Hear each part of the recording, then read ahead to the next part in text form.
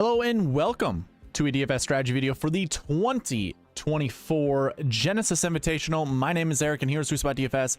It's all about trying to hit the optimal lineup every single week.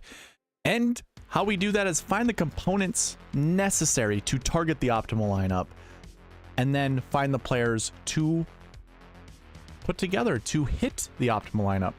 And we do that by looking at the golf course, the tournament stats or the tournament statistics, going over pass optimal and GPP winning lineups, and then going over the bucket system, which if you're unfamiliar with, I do have a link to a video in the description below that'll explain all about it. It's like 20 minutes long, but you really only need to watch 5 minutes of it to really truly understand what it is. It's basically looking at snapshots of stats.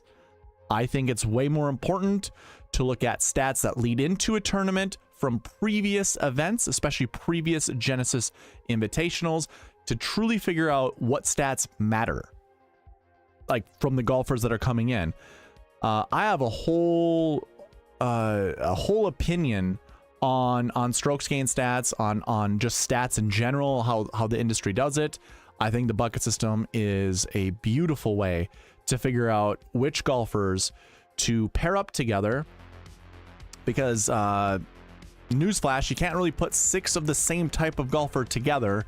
Most of the time you can't even fit it in a salary cap, but also you're just never going to find 6 of the same golfers inside the top 10, and you usually need to have 6 golfers inside the top 10 to not only hit an optimal lineup but also to hit a GPP winner. So that's what we'll be doing here in the strategy video, going over all the components that we need to cover, that we need to target in order to hit the optimal lineup.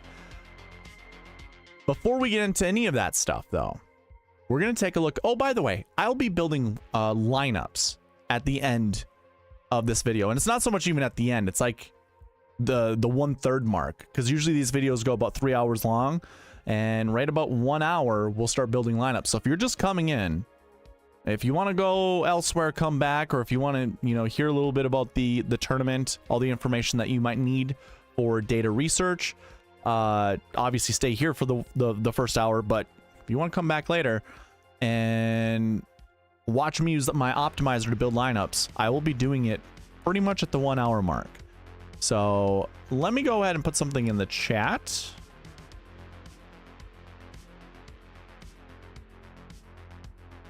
Basically just letting you guys, or just reminding you to leave 2 to 4 golfers in the chat, and I will build lineups around those guys later.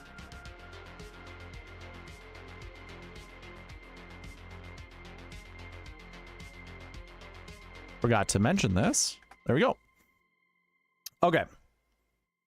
Before we get into all that, just a reminder, I like to do giveaways. Took a little time to get here, but here we are. I do a weekly and a monthly giveaway, and I run them every Tuesday. The weekly giveaways I run every Tuesday. The monthly giveaways I run the first Tuesday of the next month. So that was last week for the month of January. And we gave away $110. So the whole point is to try to get more traction on this channel, more participation, more subscribers. You see the goal all the way over there to the left? I'm at 618 out of 650 subscribers. So if we reach 650 subscribers, I will give $100 away next month. And all of your participation, like Joanne that's in the chat, good evening Joanne, as well as Joshua Maz, howdy. They're gonna get they're gonna get entries into the giveaway. Just doing that, leaving a chat, gives you it gets you an entry into not only the weekly giveaway but also the monthly giveaway. All weekly giveaways go directly into the monthly giveaway, so nothing is wasted. And if you can't watch this live, leave a message or a comment, I should say, on the replay. And anyone here that's watching me live, Joanne, Josh, if you want to get another entry into your giveaways, leave me comments after the video goes live. You don't necessarily have to watch the whole video. You just got to be in there to leave a comment, and then you get another free entry that way. So it just increases your chances to win. I like to reward those that participate on the channel. So that's all that this is my way to reward you for rewarding me. again, be subscribed and comment here in the live chat or on the replay. Now, if we don't reach that goal of 650 subscribers, I will give away a t-shirt with the logo that you see on my sweatshirt, the SweetSpot DFS. Still have a few t-shirts to give away, so we will be doing that if we don't reach the monthly goal. And then it just continues on into the next month. So whatever we get up to, I hope we get to 650, but let's say we get to 635. Next month's goal will be 650. So it'll be even closer then. So it always pays to participate on the channel. Leave me your comments. Does not matter what it is. It doesn't matter. Again, it just helps the YouTube algorithm, and I greatly appreciate that. So without further ado, let's go ahead and show the giveaway, the weekly giveaway. So again, like I said, every weekly giveaway goes right into the monthly giveaway. You see how they're the same players, same amount of entries for both the weekly and the monthly. Obviously the monthly will grow, but this is the first week of the new month for the giveaways. For the monthly giveaway, we had 39 total entries. Now I will be providing a roll call throughout this video, so be here. It's just to, again, reward those that are watching right then and there. So if you're there for the roll call, you will get an entry. And sometimes I might do 2 entries. I might say, hey, anyone that's here in chat, leave me a message about this and you will get 2 free entries into the giveaway. So it pays to watch throughout the whole thing. Now, if you're on replay, I might have different conditions for that. But you can see there's roll calls for the strategy video last week. I also provide another video Thursday night called Road to the Masters. That's me building a database website, or I should say database to put behind a website. You will also watch me build the website once I get to that stage, and I'm trying to do it before the Masters. So we're going to try to get a website up and running before the Masters. That's what that video is all about. If you just show up there, leave me some comments, or you're there for the roll calls, you will get participation that way. And then I go in and I look at all the participants for the live videos for both the strategy video as well as the Road to the Masters. And then anything that's left on replay, like I said, I will give you additional entries for being here on replay. Okay, so without further ado, here we go. Your winner is Philip Hall. Philip, leave me or contact me at sweetspotdfs@gmail.com, letting me know that you won the giveaway and where to send you money. I can't contact you through YouTube, most likely, because most people on YouTube hide their contact information. You keep it private, so there's no way that I can contact you. Contact me right there, sweetspotdfs@gmail.com, letting me know you won the giveaway. You won $5. And again, these will go into the monthly giveaway, just to show you that it's not rigged. I just keep hitting yes. It's just random. It's just a random generator. So congratulations, Philip. Again, contact me. Now, this isn't the only giveaway I like to do. I mean, it's not the only giveaway I have. I do have a Prize Picks, call it a refund. There's a link in the description for Prize Picks. If you've not yet signed up, do so using the promo code SweetSpot. Put 20 bucks in your account and I will give you $20 back.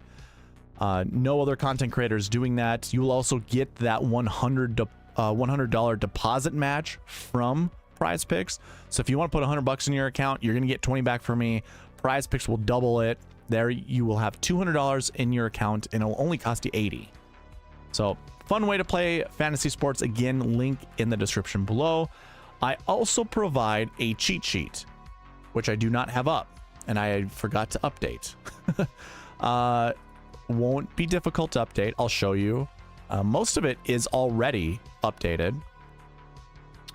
So here's what it looks like. Anything that I'm going to be going over in this video, you can follow along with me because it's the exact same sheet that I go over. The only thing that isn't updated currently are the tee times. So I'll go ahead and add that right now. Boom. There's that update. And then one other one that I have, the rankings with the color coordination for the Marquee Tee Times. Add that here as well. And it's been updated. So you can follow along with me. on this cheat sheet, everything I go over in this video you can find here. You can also find the bucket system, which I will be covering later. So again, everything is here on that cheat sheet. There's a link in the description below. You can use the filters that are on this sheet just as they are, or you could go to file, make a copy for yourself, and that way you can manipulate the data, because right now you cannot, as the security settings are. But if you make a copy for yourself, you get to copy the information, you can manipulate it however you want. Either way, it's available to you. Again, link is in the description below. I also have an optimizer that if you are interested in using, this is how I build lineups. And if you haven't been to one of these strategy shows before, right at the 1 hour mark, a little bit later maybe, I will be building lineups with this so you can see how it operates. It uses all the SweetSpot processes that I cover in these videos. I have all the bucket information right here, the minimum and max salaries that I think are important, and then any other rules that I apply. This optimizer has so many different things that you can use to your advantage. I have the dream sheet that's on here. I know it's really small for you guys to see. You can always zoom in once you get it. You also have the bucket system, little summary page that's right here. I also have an ownership, kind of giving you like what I think your minimum exposure should be, maximum, if you want to find the middle or the median of that, or even the median between the average and median there, or whatever the best percentage is for each golfer, like the highest exposure. You can find that there. So this is all available to you. All you got to do is be subscribed to the channel, email me at sweetspotdfs@gmail.com, letting me know you're interested in it, and I will send it to you. As long as I know you are a subscriber of the channel, I've got no issue with doing that. I usually like to ask you to leave a comment. That way, you know, if you help me out, I will help you out. But you got to contact me right there, sweetspotdfs@gmail.com. Okay. Those are all the giveaways. Again, I will be building lineups later on in this video, but let's go ahead and cover the first part of the strategy video, and that's going over the golf course as well as the golf tournament. And I always like to start at the tournament fact sheets. You can find those at the gcsaa.org. Kind of looks like this. You'll want to scroll down to the bottom where you see media room. I'll just highlight media room. You'll find the tournament fact sheets down there. Click on that. It'll send you to the tournament fact sheets here. Here's where you can find a lot of data points for research. Not only do you get the golf tournament, you get the golf course or the facility, Riviera Country Club. There's a lot of data here that you can find with researching for this golf course. You can find the location. So we're in California. Pacific Palisades is what, just West LA. So you can use region, you can use state. All that those are good data points for researching. R71, 7,300 yards, 12.5 on the snip meter. That's pretty fast. So you can, again, these are all data points you can use for research. So if you want to look at fast greens, look at fast greens with over 12 in your snip meter. R71s that are 7,300 or more, or between the range of 72 to 74, up to you. These are all good data points to use for researching, and it's free. You guys can find this information at the gcsaa.org. Some of the course statistics that I'm highlighting right now, I don't really find all that important. You have average green size of 7,500. That's pretty large. Anything else in here, I don't really care. I really care about the turf grass that shows here. We've got Poana greens. Obviously, they're fast. They're cut really low. Ryegrass overseed on the tees. And then fairways and rough is Kikuyu. The best way that I can classify Kikuyu is very similar to Bermuda. It's obviously going to be, the rough is going to be pretty gnarly with the Kikuyu grass. The fairways, I think, are going to be cut down short enough where it's not really going to matter all that much. But either way, having some experience on that is beneficial. I do not have Kikuyu grass in my cheat sheet. I do, however, have POA. And if you scroll over on the cheat sheet, it says bent. We will change that right now to POA. Don't worry, they are POA stats. I just forgot to change the headers. So I have POA grass under course fit. There's not a second grass that I have. You can go ahead and hide this if you want. Just select each of the cells and then hide. And there you go. Now you won't get distracted or confused. But yeah, I have POA stats in here. That applies to their ranking. So I do like to look at POA big time. I think there is a skill to putt on POA. My thought has always been aggressive putters are always best on POA. If you try to die something in the hole, your putts will be more susceptible to the bumps that are in the green. And this is a classic POA golf course, just like Pebble Beach. The POA can get grainy. The POA can bud a little bit later in the evening and cause very bumpy surfaces. So usually aggressive putters like your Phil Mickelsons, like your Tiger Woods, who have played well on these types of golf courses in the past, those are your better putters. I'm sure you've heard across the industry that this will bring everyone closer to each other when it comes to putting, which I do agree with. So your Scotty Schefflers of the world who struggle on putting, they actually don't get hurt as bad because there will be 3 putts here. There'll be missed 3-footers. Let's just put it that way. There'll be missed 3-foot putts. There'll be missed 4-foot putts, missed 5-foot putts. Pretty easy because the greens they're not absolutely pure when it comes to running. Once it gets later in the day, they will get bumpier. I will say this though. POA gets bumpier when there's more traffic on the greens. This golf tournament is a signature event now with only 70 golfers. So the traffic is not going to be high. It's going to be low. So the bumpiness probably isn't going to be as prevalent, but it'll still be there. Little bits of it will still be there. Either way, I think looking at POA will be important. And then obviously, if you want to use Architect, you certainly can. George Thomas has created other golf courses the PGA Tour uses. You could also use like renovation architects, but you know, I personally don't know exactly what Ben Crenshaw or Bill Cord did to this golf course, nor do I know what Tom Fazio did. Your main architect is George Thomas, so keep all that in mind. You can find some more additional notes. I didn't really care what was added to this. I mean, average fairway width, that's good to know because you can use that as data research. You can see that this is ties for the fourth largest greens on tour, so obviously keep that in mind. And then you can kind of see some other interesting pieces. Green contours were restored on number 10, which is a hard par 4 for how short it is, and 15 to this in the summer to restore pin locations. Okay. Let's see. I imagine green contours were restored, meaning maybe they got a little away from the so let's put it a different way. They flattened them. The green contours would have been flattened to restore. Anything to restore means you want them to get safer. So number 10 won't have as slopey of it won't be as slopey as it usually is. Still going to be tricky and difficult. There's more data on the next page.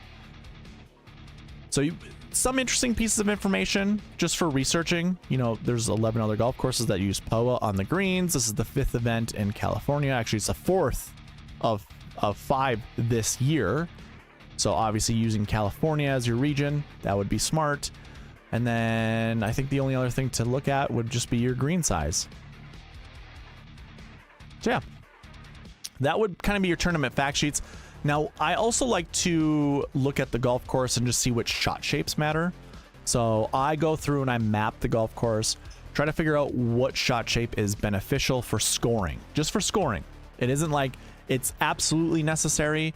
You know, if there's a golfer out there that draws the golf ball, now all these shot shapes are based off of a right-handed golfer. So if you had a lefty, these would be draws. You know, the fades that you see here, you just flip them. Now, if a golfer doesn't have that shot shape, that's fine, because then it just becomes target golf. You want to place it at a certain position in the fairway so you have the best angle into the green or wherever the pin is located. You can easily get pars on these holes and look for birdies elsewhere. That's how you can look at this. But I would say this golf course, by and large, is a shot shapers golf course. You've seen it in past results. Like if I go back to, I would say golfers like Rom can shape shots. So last year I didn't really see him shape that many shots around this golf course. Joaquin Niemann isn't known for shaping shots. He's more of a fader of the golf ball. Actually, you know what? Come to think of it, I think he does shape, but like Colin Morikawa, for instance, he does not. He hits primarily a fade. Same too with Cam Young. Like they're not shot shapers. However, if we go to like Max Homa, Adam Scott, they're shot shapers. JB Holmes is not. He fades the golf ball primarily, but JT does, or I mean, he started to during that year. Bubba Watson, obviously known for shaping shots. Dustin Johnson is actually an underrated, back in the day, shot shaper. Then you get Bubba again. James out of nowhere. Bubba again. Can't remember if we ever see like Phil Mickelson up here. I guess not. I don't know. Twilight of his career. But a shot shaper, so a golfer that's very comfortable shaping shots both directions will most likely do well here. I have heard from people on the PGA Tour radio talk about how this golf course favors faders of the golf ball. And it does kind of show in what I've plotted out, but not by much. Like one extra hole, I think you want to fade the golf ball into the green. But I would much rather take their opinion than a data nerd's opinion on YouTube, honestly. And I'm not really calling myself a data, I know I am. But I'm a golfer, I'm an athlete first. So I would probably take that. You can take it actually with a grain of sand, a grain of salt. It doesn't really matter all that much. I think looking at course history is going to be very important. But if you had to select one, maybe you select faders of the golf ball. And that is right-handed faders, left-handed drawers. And by the way, I do have that information on the cheat sheet. Now, not all golfers are in here. I know, I do this every single time that I go live. I know Cam Young fades the golf ball. I just know it.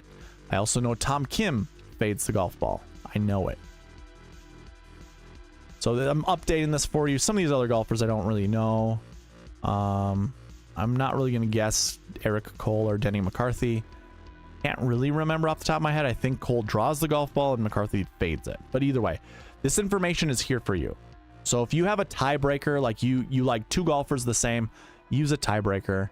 That tiebreaker can be your fader versus your draw golfer. I believe like a lefty like Brian Harmon. Where are you, Brian Harmon? Right here. I have him as both, but he primarily draws the golf ball as a lefty. He is a left-handed golfer. This would be a good golf course for him.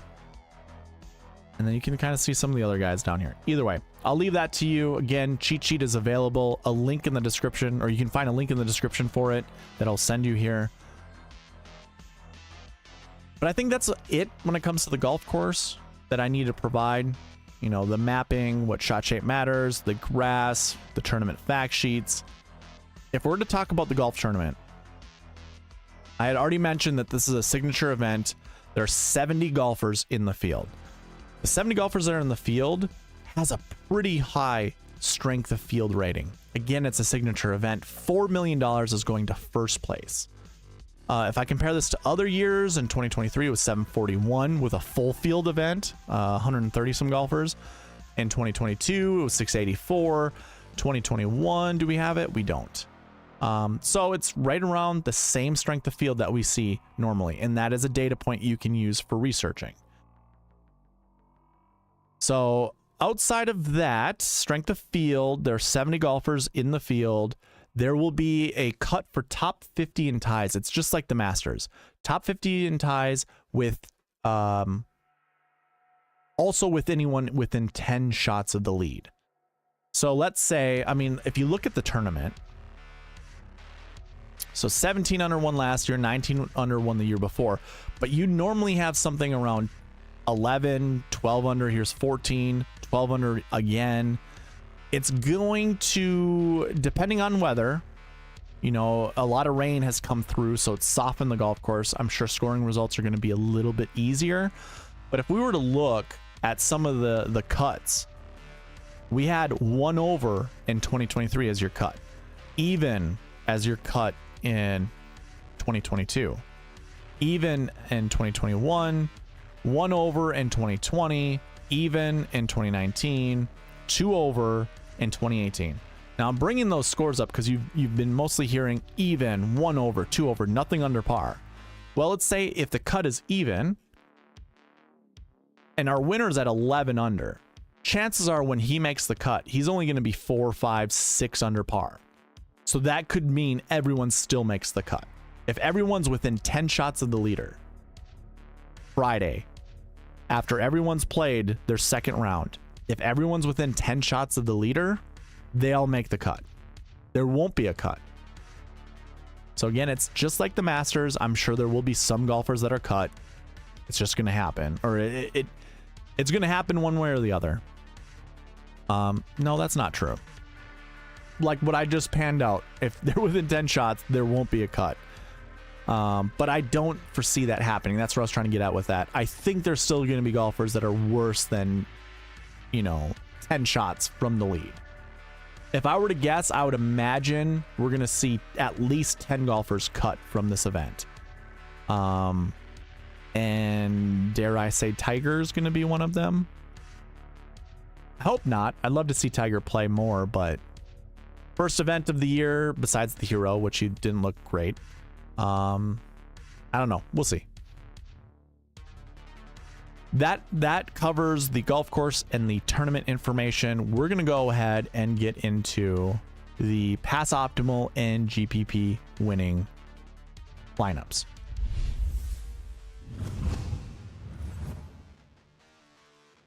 This is sponsored by the Fantasy Golf Pod. If you haven't checked them out, check them out Wednesdays around 3 p.m. Central Standard Time. That would be 4 p.m. Eastern Standard Time. Just a couple dudes talking about golf, going over everything that they've heard throughout the industry. Sometimes I join them, like I did last week. Maybe I will this week. We shall see. But again, 3 p.m. Check them out. So when it comes to 2018, your optimal lineup left $1,600 on the table. Now, why I like to go over the optimal lineup and GPP winning lineup is it gives you ideas on how to build lineups. Now, one thing to remember, these weren't signature events. Well, technically, you kind of knew they were, but they weren't deemed signature events by the PGA Tour. So not every golfer came to this event. Not every top golfer came to this event. And you also had 132 golfers in the field with all the different price tags that go with it. So this year's event will be very different than previous year's events. However, it's still good to take a look because all the price points that you've ever seen from DraftKings, there's an algorithm that creates those price points. That algorithm has relatively been untouched since 2018. Yes, it has, but at the same time, no, it hasn't. 11K is going to be your highest price tag, and it goes down to 6K. So there are less golfers in the field this week. I still think looking at salaries, just to get an understanding of how to build GPP winning lineups is important. Some people don't think it is. I think you're foolish for thinking that. Just having an idea where you want to build lineups and just seeing what shows up inside the top 10 for price points, very, very important when creating lineups. So the optimal lineup, like I said, left $1,600 on the table in 2018. You had one 7K golfer, two 7K golfers, 3, 4 7K golfers, 1 9, and 1 8. Not easy to build a lineup like this and be successful. You normally don't want to leave a lot of money on the table because look, a more realistic optimal lineup, use an 11K golfer, 2 8K golfers, 2 7K golfers, and a 6K. I don't have the GPP winning lineup for 2018, but all 6 of these golfers would have made it inside the top 10, and I guarantee you would have won a GPP with this lineup. So that'd be an 11K golfer, 2 8s, 2 7s, and a 6. And if you're new to the channel, what I typically like to go over is you want to start with a template. That template being a 10K golfer, a 9K golfer, an 8K golfer, 2 7s, and a 6. I like to usually speed it up and just say a 10, 9, 8, 7, 7, 6 start. So, kind of. We just don't have our 9K. We have an expensive 11K golfer, and then we brought it down to an 8. But you know what? I bet you I could sub out that 11 and 8, go with the 10-7 Justin Thomas. Can I do Phil Mickelson? Nope, that's too expensive. So never mind. I will eat my words. There's no other 9K golfer, by the way, inside the top 20. Taking a look. Moving on. Oh, DJ, by the way, 11-9. So if you're worried about playing an expensive golfer, DJ didn't pay off his price tag in 2018, but he still finished 16th. You could win a cash game contest. I shouldn't even say that. You could win a league contest with anchoring your lineup around DJ, or you could cash with DJ. You could make a lineup pretty easy. In 2019, I also don't have the GPP winning lineup, but your optimal left $1,100 on the table. That's a 7K, 7K, 7K, 3 7Ks, an 11K, an 8K, and a 6K. That's, again, leaving $1,100 on the table. So that's 3 7Ks. Seems to be important to have 7K golfers in your lineup at this event. And not just 2, but having 3, maybe even 4. So keep that in mind.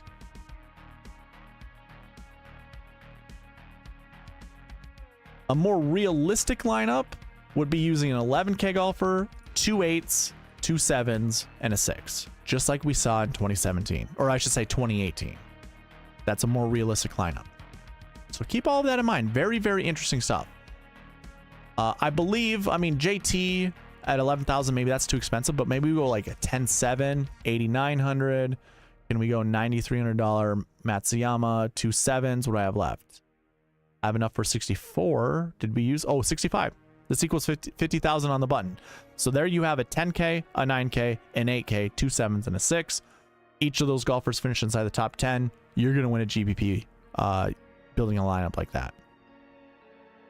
In 2020, your optimal lineup left $3,300 on the table. Don't do that. That's silly. That's going to be very difficult to win anything with. But that was your optimal in 2020. And that was a 9K Adam Scott, $7,800 Matt Kuchar, $6,700 Sung King, $6,000 flat Scott Brown, $9,300 Hideki Matsuyama, and $7,900 Bryson DeChambeau. Again, leaving $3,300 on the table. That's nearly impossible to actually hit that lineup. You got to be very, very exact. I would not whatsoever suggest building a lineup like that. Your $1 GPP winning lineup, though, started with a 9K, another 9K, an 8K down here in Morikawa, $7,900 Bryson DeChambeau, $7,800 Matt Kuchar, and $7,900 Paul Casey, building you the most balanced lineup. That's 9,300, 9,000, 8,100, 7,900 twice, and then a $7,800 golfer. That's very, very balanced. Now, a more realistic optimal lineup, something that uses at least 49,500 and above, would start out with a Rory McIlroy at 11,600, $9,000 Adam Scott, 2 7K golfers, and then 2 6K golfers, which is pretty... If you wanted to know, your most frequent optimal lineup build is 10-9-8-7-7-6, followed by 10-9-8-7-7-7, then followed by 10-9-8-7-6-6.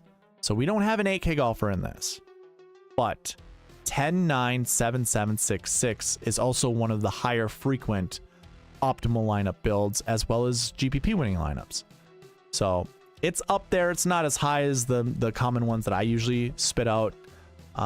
But if you wanted an idea how to build, if you were interested in that kind of build this week, I think it's definitely on the table. Going to 2021, your optimal lineup only left $400 on the table, so I didn't create a realistic optimal to go with it. That lineup was very balanced, by the way. $9,300 Tony Finau, $8,700 Victor Hovland, $8,200 Max Homa, $8,400 Cam Smith, $7,400 Sam Burns, and $7,600 Matt Fitzpatrick. That, hey, I'm gonna forecast or foreshadow something. I'm not even foreshadow. I'm just gonna give you the a little tease here. The first lineup I built with the optimizer was extremely balanced, and I can't help but to think that that's the way to go this week, is to go extremely balanced. I'm not usually a person that says to do something like that. I think going 10, 9, 8, 7, 7, 6 will differentiate you in more ways than one. Like, you don't even have to think about ownership when you start your lineup builds that way. But now this is like the third like GPP winning lineup slash optimal lineup that starts very balanced. And it's difficult not to see a balanced lineup not do well here. Let's put it that way. Let me catch up with chat really quick. Lombardi Lee, what's going on? Lombardi goes, hey, what's up, Eric? And everybody here. What's going on, Lombardi? Gabriel Brown goes, hey guys, I am here, but I'm catching up from the beginning to catch up with you soon. Hopefully you caught up already. 8 game, hello sir. You want Chris Kirk and Kitayama, I imagine. So that will be the first lineup that I will start building once we get to the build or the lineup building portion of this. Okay, so in 2021, your GPP winning lineup started with a 10-4 John Rahm, $9,000 Tony Finau, $8,200 Max Homa, $7,400 Sam Burns, $7,100 Wyndham Clark, and $7,600 Cameron Tringali, or a different way to say that is a 10-9-8-7-7-7 build. So again, that is the second most common optimal lineup build, like that sequence of salaries, as well as the second most common GPP winning build. 10-9-8-7-7-7. It's pretty easy to build lineups like that even this week. What's going on, JK? Nice to see you. Moving on to 2022, your optimal lineup left $300 on the table, and it started with a 10-4 Collin Morikawa, $9,400 Victor Hovland, $8,200 Adam Scott, $7,800 Joaquin Niemann, $6,700 Cam Young, and $7,200 Mav McNeely. So like I said before, your most common GPP and optimal lineup build is a 10-9-8-7-7-6. That's what you have there. 10K Morikawa, 9K Hovland, 8K Scott, 7K Niemann, 7K McNeely, and 6K Cam Young. So there we go. We have proof in the pudding.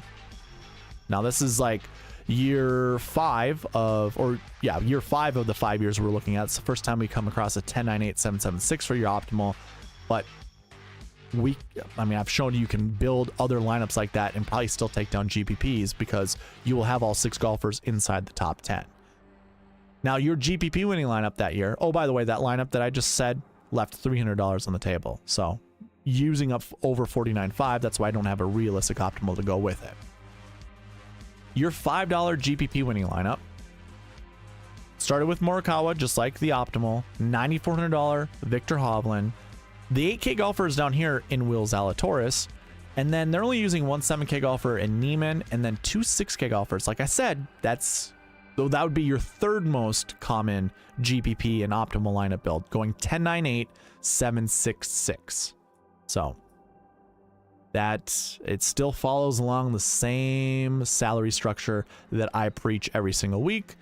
And then 2023, our optimal left $400 on the table, and it started with an 11K John Rahm, $9,700 Max Homa, $7,800 Thigala, $7,500 Keith Mitchell, $7,000 Gary Woodland, and $6,500 Adam Svensson. So that's a 10-9-7-7-7-6, which is also pretty common. Your GPP winning lineup used up all 50,000 of the salary, and it went 11, 9, 9, 6, 6, 6. That is very stars and scrubsy. So it's possible. And by the way, look at, they use a golfer in 29th place down here, scoring 64 points. The next best scorer in their lineup scored 77 points and was in 12th place. and then it goes up from there. So it was good. 5 good golfers and then 1 kind of not so great.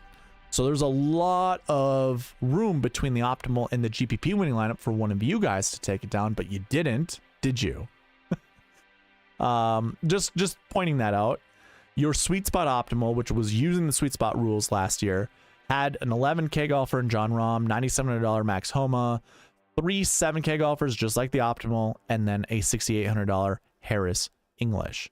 So, and that used up all 50,000 of the salary. Like I had said earlier on in this segment, this is a different type of tournament than years past. Years past, we had 130 some golfers in the field with a cut of top 65 in ties. This year, we have 70 golfers in the field with a cut of top 50 in ties, and anyone within, I shouldn't say the cut isn't anyone within 10 strokes of the lead, but anyone who is within 10 strokes of the lead will automatically make the cut, regardless if they're outside the top 50. So that adds an interesting wrinkle to all of this. I don't know exactly what to make out of it. I don't think I'm really going to put too much emphasis in trying to find golfers that are good in those types of scenarios. I think just building a lineup that has the best, fit of golfers in there, which again, we'll look at the bucket system, which usually gives us some good information to use when building lineups. But we do have 4 10K golfers. That seems to be normal. Actually, if I were to go to the bucket, the engine behind the bucket system, it's looking at all these salaries. So you can see right here, these are looking at top 10 leaderboards for this event dating back to 2018, because that's what I have DK salaries going back to. So if you just look at the highlighted cells that I have on the screen, we're looking at top 10 leaderboards. We have had a 10K golfer inside the top 10 every single year, at least once. But if you take out that 1, then it's a minimum of 2 inside the top 10. So if you're worried about playing a 10K golfer, maybe don't be, because they're showing up inside the top 10 at a very high rate of success. 44% of all 10K golfers finish inside the top 10. Just throwing that out there. That's a pretty good percentage, and 100% frequency, meaning every single year there's been at least 1. Well, then look at the 9K range. The last 2 years, we have seen 3 finish inside the top 10. Prior to that, it was kind of suspect, 1, 2, but every single year, we have seen a 9K golfer inside the top 10. There's 1 year where we didn't have an 8K golfer inside the top 10. That was 2020. Outside of that, every other year we've seen at least 2. So if you're kind of thinking about this, all right, starting with a 10K golfer might be the way to go, or we could start with a 9K golfer and 2 8K golfers, or maybe we start with 2 9s and an 8, or maybe 2 9s and 2 8s if we can build it that way. It's very, very doable. One last thing to really look at this 7K range. Only in 2022 have we seen 2 or less. And quite frankly, 2019 and 2022, it's the only time we've seen 3 or less. Every other year after that, or between those years, I should say, or around those years, have had 4 or more 7K golfers inside the top 10. Your 7K range is going to be the most important range this week, even with the limited field. And we don't even have that many 7K golfers in the field. If you look, we have 20. On average, we've seen around 40, so we have half of that.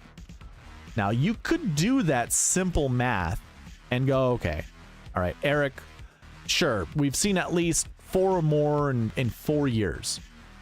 Let's cut that in half and just say 2. Cool. I'm cool with that.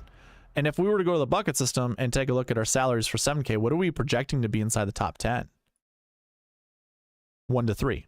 So 2 is in the middle of that, and so between 1 to 3. And oh, by the way, that's also included in the optimizer right here. We are looking for 1 to 3 7K golfers. So that is how I kind of look at building lineups. I'm taking a lot of things into account. I think not so much starting with 7K golfers, but 7K range is going to be the most important to get right. I think you have a lot of leeway with your 10 and 9K golfers. this week. I don't really necessarily think you're gonna. I mean, if you start with a 10K golfer, it's a 50-50 coin toss. If I were to go to cuts made, look at this: 82% of your 10K golfers make the cut. So if you were worried about that, maybe don't be. And then 10% of your 10K golfers finish inside the optimal lineup. So 9K, by the way, is your best success rate. 14% of 9K golfers find themselves in the optimal lineup.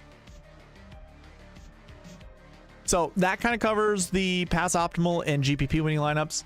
I don't really have anything more to go along with that. But very interesting. And I'll be very curious to build lineups a little bit later. Let's move on to a review of the WM Phoenix Open. So when it comes to the WM Phoenix Open, what I like to review first is the bucket system. The bucket system to me is the most important thing to do on this channel and in my process, because it is unique to what I do. I've been trying to preach this for forever, since 2019, when it kind of came to Genesis, which perfect word to use for this week. Every week that I track this, I am looking at this column here, which says success. And if you're with me at the WM Phoenix Open, we covered the AT&T Pebble Beach Pro-Am, where we had the same amount of buckets be successful. 35 out of 36 buckets are successful. I want you to just keep that in mind. 35 out of 36. It's a high number. This whole year, I've never had less than 35 out of 36. Always been 35 out of 36, or it's been 36 out of 36. Now, if I span that out the last 4 or 5 years, the lowest I've ever had was 31 out of 36 buckets. So like the bucket system itself, when it comes to projecting top 10 finishers for each of these buckets, it's pretty spot on. So for the WM Phoenix Open, in order for this column to say yes, what needs to happen is, of my projections, so let's just take this first bucket, the last year one bucket, where it says 1.72, 2.86. Now what we do for the minimum is we round down. 1.72 becomes 1. Your max over here, 2.86, becomes 3. So this projection says 1 to 3. If we scroll over here and we look, how many golfers finished inside the top 10 of this year's tournament, the WM Phoenix Open? 5 did. 5. So that sits outside that projection, meaning it wasn't successful. But I will do one more look, and it's to see how many of them finished inside the optimal lineup, and it was 4. So that bucket failed. But if you go through and you look at the rest of these buckets, they were all successful. So whatever I'm projecting, again, we look at top 10s, and then we look at optimal lineup. And if either of these numbers fall inside the projection, it's a success. Now, really when it comes down to it, if I'm following my process 100%, I want to be able to win a GPP following building lineups like that, following the SweetSpot process. So I'll give you the optimal lineup last week. It left $3,400 on the table. That's really impossible to do. It scored 706 points. 706. And that consisted of Scotty Scheffler, by the way. If you're wondering, playing an $11,000 golfer, if you should or you shouldn't, yeah, you should have. That was your optimal lineup. Sam Burns at 96, and then we drop 7K into 3 6Ks. That's pretty difficult to get to. I wouldn't recommend trying to build a lineup like that. Your GPP winning lineup, so the optimal scored 706, your GPP winning lineup scored 656, and it left $200 on the table. That started out with Scheffler and Burns, just like the optimal. And then we had a $7,200 Nick Taylor, $7,600 Thomas Dietrich, $7,300 Taylor Moore, and then a $6,500 Charlie Hoffman. So that's a 10, 9, 3 7s, and a 6. And again, that left $200 on the table. So you used pretty much up all 50,000. Now, I was questionable. 49.2 is the bare minimum I would go. I always write that in my optimizer if you follow all, like, go back and look at all my strategy videos. When I pull up the optimizer, you're going to see 49.2 tends to be the number that I start with. However, I personally like to build lineups 49.4 and above. If I send you the optimizer, it's going to have 49.2 on it. That's kind of what I'm trying to get at. I don't like leaving $800 on the table, so this to me would be very uncomfortable. It works. It scored 674.5, and your GPP winning lineup scored 656.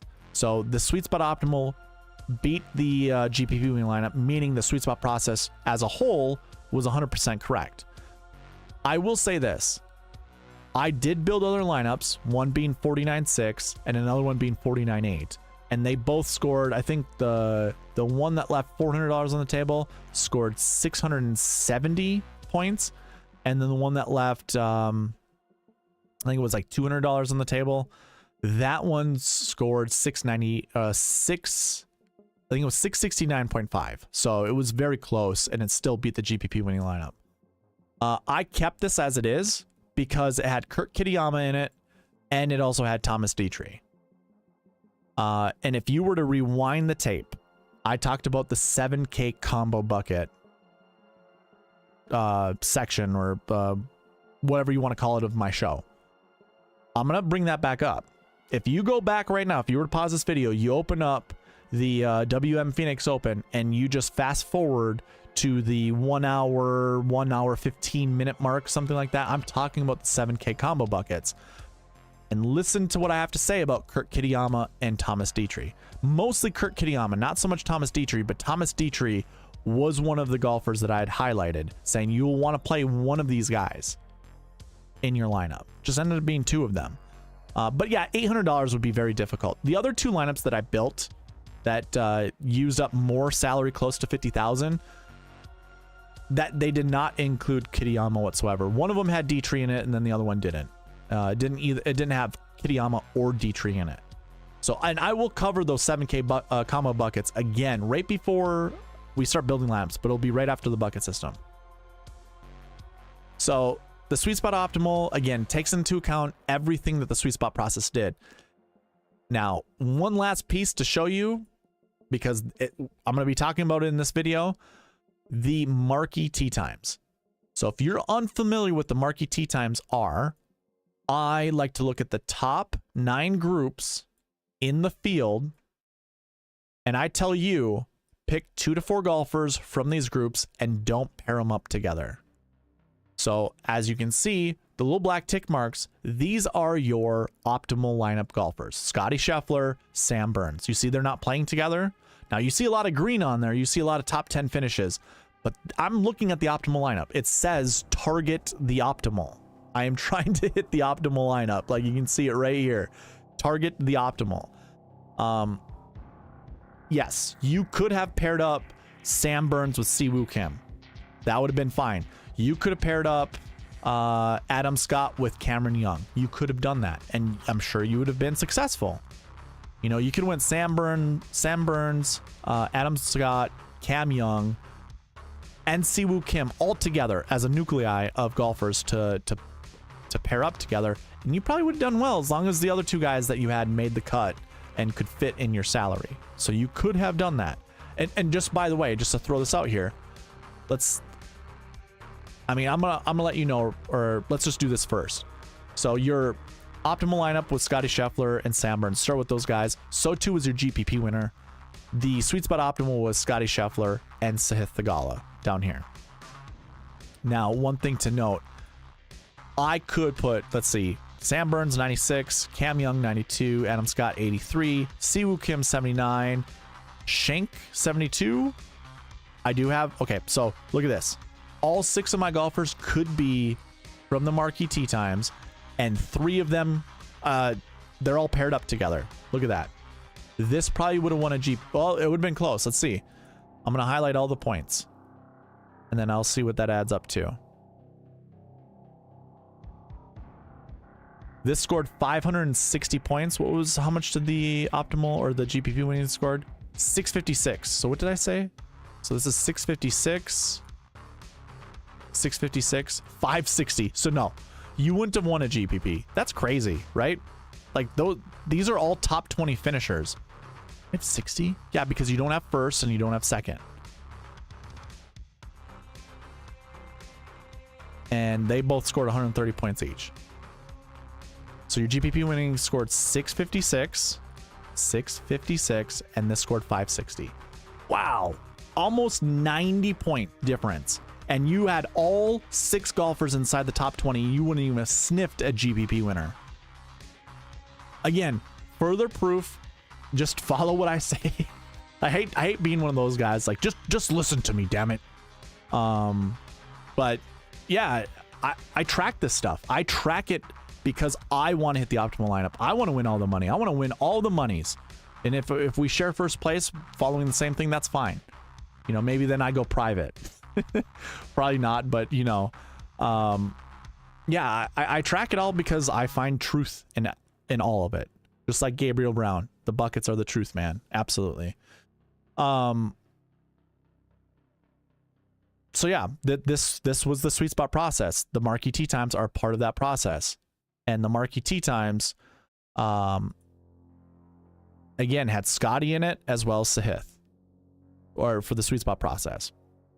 Okay, so now that we've reviewed the sweet spot process for the WM Phoenix Open, if you were to go to WM Phoenix Open, you would have heard the same thing for the AT&T Pebble Beach Pro-Am.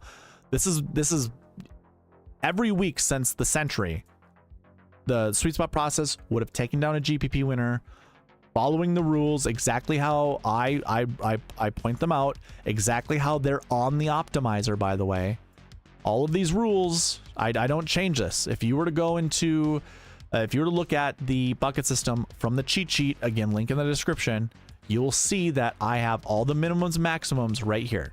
They're all built into the optimizer, and we build lineups with this every single week. So let's go ahead. Let's get into the bucket system for the Genesis Invitational, and then we'll get into the Marquee Tee Times. So if you are following along with me, again, you can use the cheat sheet. There's a link in the description down below. What I like to do are, there's already filters on here. Basically go to the max projection, go filter by condition. Oh, by the way, actually, let me back up. Let me back up. How you read this, you have all of this interesting information off to the right. What you really want to focus on are columns G and H, and then I have 6 different stat categories. We've got last year, last week, course history, recent form, salaries, and strokes gained. Now, I do things differently with strokes gained. I honestly don't care how other people do it. I don't think you're going to find a lot of answers with strokes gained stats, but I like to put them into buckets because these are snapshots of golfer stats leading into events and then putting them into buckets and trying to analyze how many golfers we want from each of these buckets. Again, if you want to know more about the bucket system, check out the video in the description. There's a link for it. They'll send you to that video. Watch it, try to understand it, come back here with any questions. I most certainly will answer any questions you guys have. Okay, so to read this, we are looking at minimum projection here, and the rule here is you always round down. So 2.66 rounds down to 2.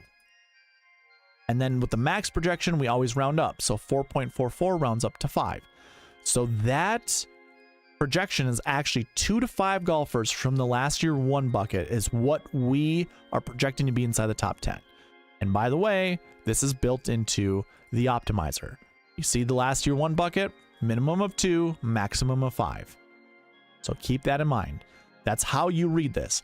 Now, there are other rules. You always want a 2-point buffer between the minimum and the maximum, at least a 2-point buffer. Sometimes it'll be more, sometimes it'll be 3. And if you have something like this right here, last year 3, you notice how it says 0.46 and 0.77. Well, minimum is always going to be 0. But like I said, you want at least a 2-point buffer, so that means the max has to go up to 2. You can't go into the negatives. So this one would be 0 to 2. So keep all of that in mind. I did make some concessions. I think this one here, recent form 2, I changed 1 to 4. But if you were to read it, it says 2.97, which we round down to 2. And then your max projection is 4.95, which you would round up to 5. Maybe it wasn't recent form 2. I think I actually kept that. Recent form 2. Yeah, 2 to 5. Okay. Which one was it? Oh, course history. Let me go back to the course history ones. Yeah, so you kind of see something similar. Okay, so this one here. 2.09 to 3.48. You'd round up, or you'd round 2.09 down to 2, and you'd round up 3.48 up to 4. However, I also have this column over here that includes the sweet spot points into it. I know a lot of this is probably going over your guys' head. I made this 1 to 4, and you can see how that's reflected in the optimizer. If a lot of this is just difficult to follow, you could just ask for the optimizer. I can send it to you, and you don't even have to think about it. You just hit run optimizer. You can put some locks in here, however you like. Hit run optimizer, and it'll build you lineups. But anyways, that is how you read the optimizer. Or, I'm sorry, the bucket system.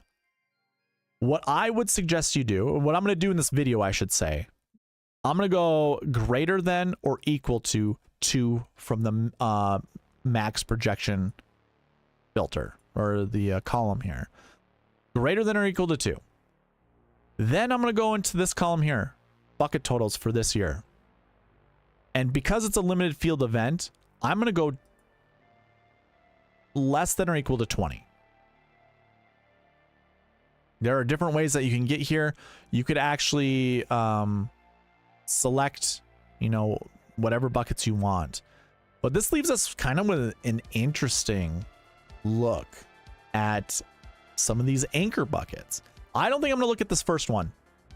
Last year 5s, to me, that is a 0 to 3 bucket. That's another one that I changed on the optimizer. You see how like 2.05 is very close to being under 2, 1.23. You go and use this projection over here. It is 1.91 for the max, so that'd be 2. To me, this is 0 to 2. So I think this won't be a bucket that I'm going to look at. In fact, I just want to change this to 2025, not 205. And okay, so we get the last year 1 bucket. I did want the last year 1 bucket in there. I think this is a very important bucket to look at. We won't be looking at last week 5 or last year 5s. We can look at last week 6s. That's fine. Okay, we can kind of cruise through this. So last year 1s, we want somewhere between 2 to 5.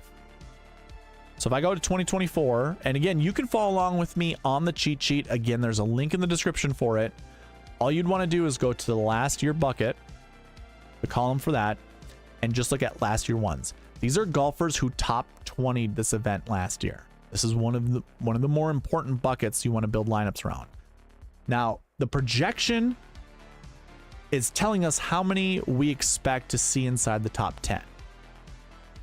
It does not necessarily mean you want to select that many golfers, because quite frankly, you could have the top 4 golfers from the salary standpoint of this bucket finish inside the top 10 or finish inside the top 5, and they will themselves satisfy that projection because 4 of them will be inside the top 10.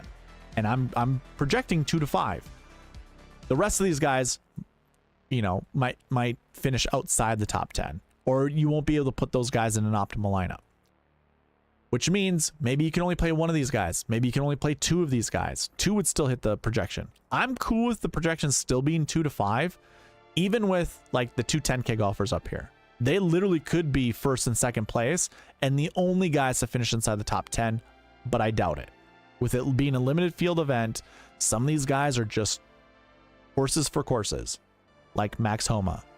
I also don't mind Colin Morikawa or Patrick Cantlay, or even Justin Thomas, or even Tony Finau. Like, some of these guys down here are going to be good fits. You're going to want to play them regardless. So I think the 2 to 5 projection is just fine. So keep that in mind when selecting golfers to provide me to build lineups around. Like I said, we're going to skip last year 5 and go to last week 1, which are golfers who finished inside the top 20 last week. And the projection is 1 to 3. We want We're projecting 1 to 3 to be inside the top 10. Let's take a look at who those golfers are. I mean, we already know Scotty's one of them. Let's take a look at the rest. So you've got Scotty, Justin Thomas, Jordan Spieth, Sam Burns. I think one of those 4 golfers will be in the optimal lineup. Like, no questions about it. So I think whoever you like out of this, just play them. Or if you like 2 of the guys, play them. Honestly, I don't think you can go wrong with either of those guys. Looking at some of these other ones, like we all know Adam Scott will be pretty popular. I could also see Theegala and Burns being popular. I don't know how many people are going to go back to Nick Taylor, but he's right there for you to play. So too is Charlie Hoffman. I'm probably staying away from Charlie Hoffman, and I'm probably also staying away from Nick Taylor. Not that I don't think they can't do it again. Nick Taylor being $7,200, I don't need him to win. I just need him to be inside the top 10. We'll see. I'll let the optimizer do its work. Moving on to the next bucket, last week's 6s. These are golfers who did not play last week, and we want to see somewhere. I think I switched this one to 1 to 4 because you can see in this projection over here, it's pretty darn close to being under 3. Let's see if it actually is. It is. Perfect. So, yeah, this projection to me is 1 to 4. Last week's 6s, golfers who did not play last week. All you got to do is clear out the 1, go to 6. And you've got Rory, Xander, Hovland, Morikawa, Cantlay, Oberg, Finau, Fleetwood, Day. Yeah, lots of good golfers. So I anticipate at least one of these guys, if not 2, being inside the top 10 as well. So let's keep all of that in mind. So those were your last week buckets. Now we're going to get into our course history buckets, which course history 2 and course history 3, they're both 1 to 4s as I see them. So if you're following along with me on the cheat sheet, again, link in the description. Make sure all the filters are cleared out, and we're going to go to course history 2. Now, just for reference, I think course history 1 probably has a limited amount of golfers in it. Yeah. So this is your best course history guys. Schauffele, Hovland, Morikawa, Cam Young, and Adam Svensson. My course history goes back to 2013. So if there are lower guys that you see that aren't on my list, it's because mine only goes back to 2013. And yeah, these are all pretty good course history guys. But we're not looking at this bucket. We're looking at course history 2 because we think 1 to 4 golfers from this bucket will finish inside the top 10. Well, you've got Scotty and you got Rory, the best golfers in the field. Hard to say Scotty won't finish inside the top 10. I just think it's the shoe-in. The more I look at this, the more I like it. However, we've been looking at Cantlay and Justin Thomas in the exact same buckets. Like, they've been in every anchor bucket just like Scheffler has been. Not so much Max Homa. Max Homa is in bucket 5 for last week. That is not an anchor bucket we were talking about. Let's see, who else? Tony Finau has also been in each bucket. So too has Fleetwood. So too has Theegala. Scrolling down. So too has Will Zalatoris. I didn't even see that. Yeah. So those golfers have been in all the anchor buckets so far. And the one that I have currently on the screen, we want 1 to 4 golfers from this bucket anchored in our lineups. Or at least we're projecting to be inside the top 10. Which I think it just still means you want to find one of those guys to put in your lineup. Looking at course history 3s, again, the projection's 1 to 4 here, and it starts at $8,700. So this is where you can find a lot of your cheap golfers to anchor your lineups around. So I'm not going to really go further into this bucket. There are some good 7K golfers that we'll be talking about. But moving on into recent form 3. So I'll select everyone. If you're following along with me, just make sure you clear out all of your filters and just double check recent form 3. That's a really this is an interesting one to select. Okay. Max Homa, Matt Fitzpatrick, Tom Kim, Sung J M, Will Zalatoris. I'm kind of liking that. Will Zalatoris showing up a ton. And then not so much. This is a what? A 1 to 4 or 1 to 3? 1 to 3. Every year we've seen at least one golfer from this bucket finish inside the top 10. Here's one thing to note. This is always good to look at the totals here.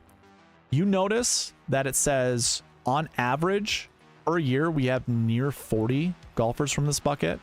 This year we only have 22. 8.8% success rate. So if all golfers in this bucket, only roughly 9% of them finished inside the top 10. This was a very volume driven bucket. So I'm kind of concerned about that. I might change this to 0 to 3. It does have 100% frequency, meaning at least one golfer is always finished inside the top 10 from this bucket. I don't know. Looking at the golfers, well, first of all, I'm a big Zalatoris fan this week. We'll talk about Cam Davis for reasons that revolve around the 7K combo buckets, but no one else really. I don't really care for anybody else, like including Max Homa. Like I don't really have a huge confidence in this bucket. So if you wanted this optimizer, I can send it to you. Contact me right there, SweetSpotDFS@gmail.com. If I was doing this, I would actually go into these buckets, and this recent form 3, I'm changing that 0 to 3. I don't think I want the optimizer to select at one of these guys, because I'm not a huge Max Homa fan. And outside of Max Homa, like I understand it's a horses for courses type of tournament, and Max Homa definitely fits that mold. I just don't like him this week. His game in the last month has not looked sharp. So I don't know if course history is going to correct that. I just don't feel all that comfortable. So anyways, I see the chat kind of going up and down. Let's take a look. Gabe asks, when I get there, can I build him some Xander Cantlay day lineups? Yes, absolutely. 8 game. Is Shane Lowry in this field? I don't remember seeing his name. Lombardi Lee says, okay, cool. I'm doing good tonight. I'm glad to hear that. Lombardi gives me Kitayama, Burns, Clark, and Thigala. So 4. Perfect. You have to have the winner. That's right, Gabe. Barry R, good evening all. Can you run some Rory Cam Young when you get a chance? I like that combo. That's a good one. MFN, do you think Tiger could outplay Phil in the first round? Yeah, absolutely. JK Lawrence goes Zalatoris week, I hope. I think so. Anna, what up, nerds? What's up, Anna? JK Lawrence, LOL.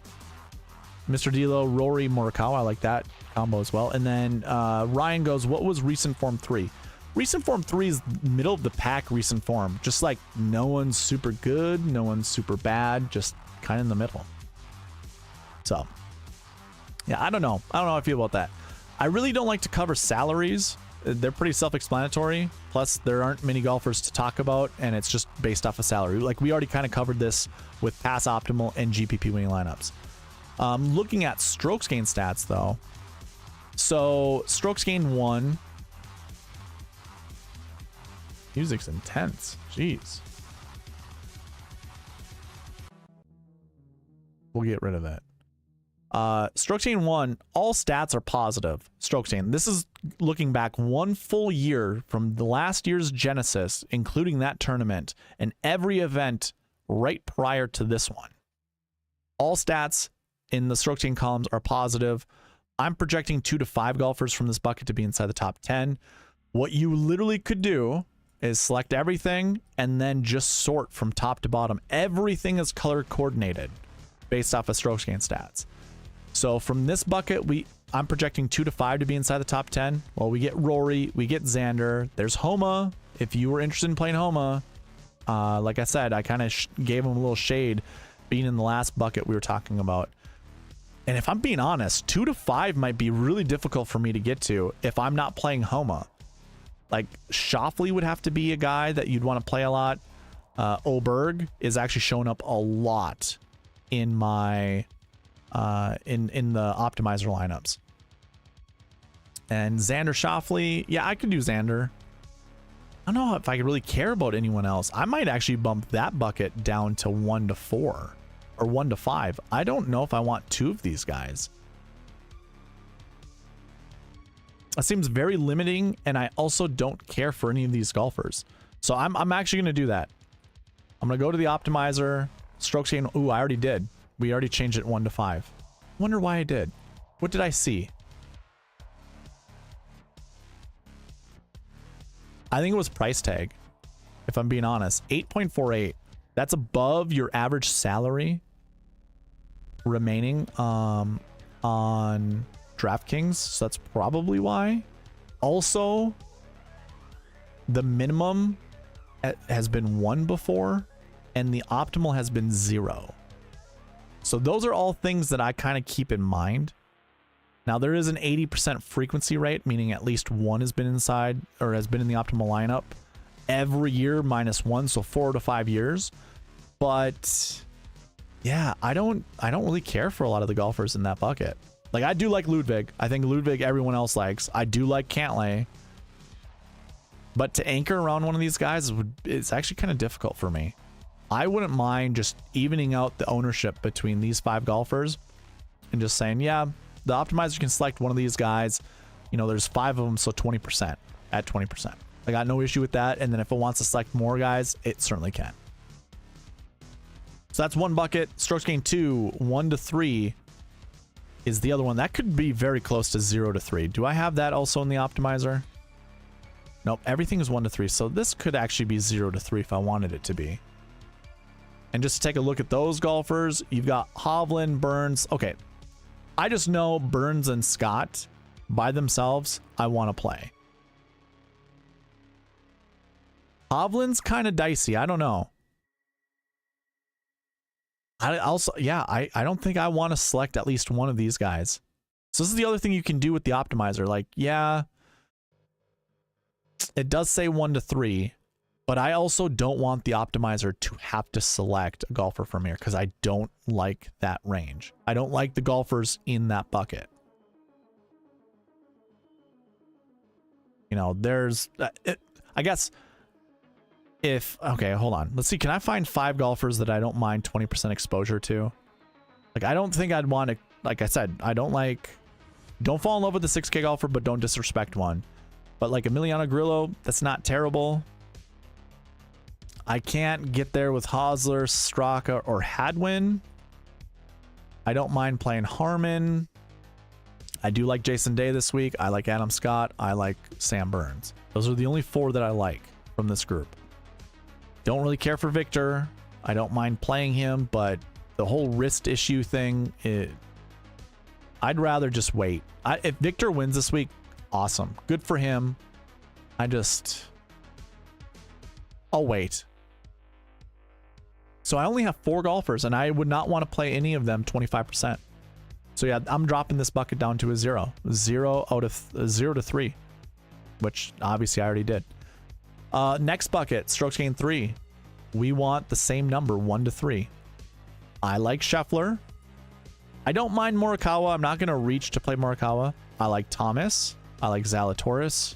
I like Siwoo Kim. I like Hideki Matsuyama. I like Corey Connors. And that's probably it. So I do have 6 golfers. And if I wanted to even that out, that's what, 16%? I can do that. Scotty will be in like 25% of my lineups. And I mean, Colin Morikawa would be a 7th. So 14%. Yeah, that's fine. So yeah, those are your buckets, your anchor buckets. 1 to 3. That's also dangerously close to being 0 to 3 as well. So that is the bucket system, or at least the anchor buckets of the bucket system. Hopefully, if you guys wanted to follow along, I do have that cheat sheet available for you. You can find a link in the description for it, and you can take a look at the full bucket system there. Just remember, we're looking at these columns, the min projection and max projection, and then you'd want to marry that up with what you have on the dream sheet. So obviously, if bucket 1 for last year stat says 2 to 5, that's just projecting how many we think will be inside the top 10. 2 to 5 from that bucket, which you could also relate to. Maybe you want to anchor your lineups with 2 to 5 of those guys. That's usually how I look at it. So yeah, again, you can find that on the cheat sheet, link in the description. let's move on to the 7K combo buckets because it's been working out really well. It's hit 4 years, or not 4 years, 4 weeks. Let me go ahead and I didn't have it ready.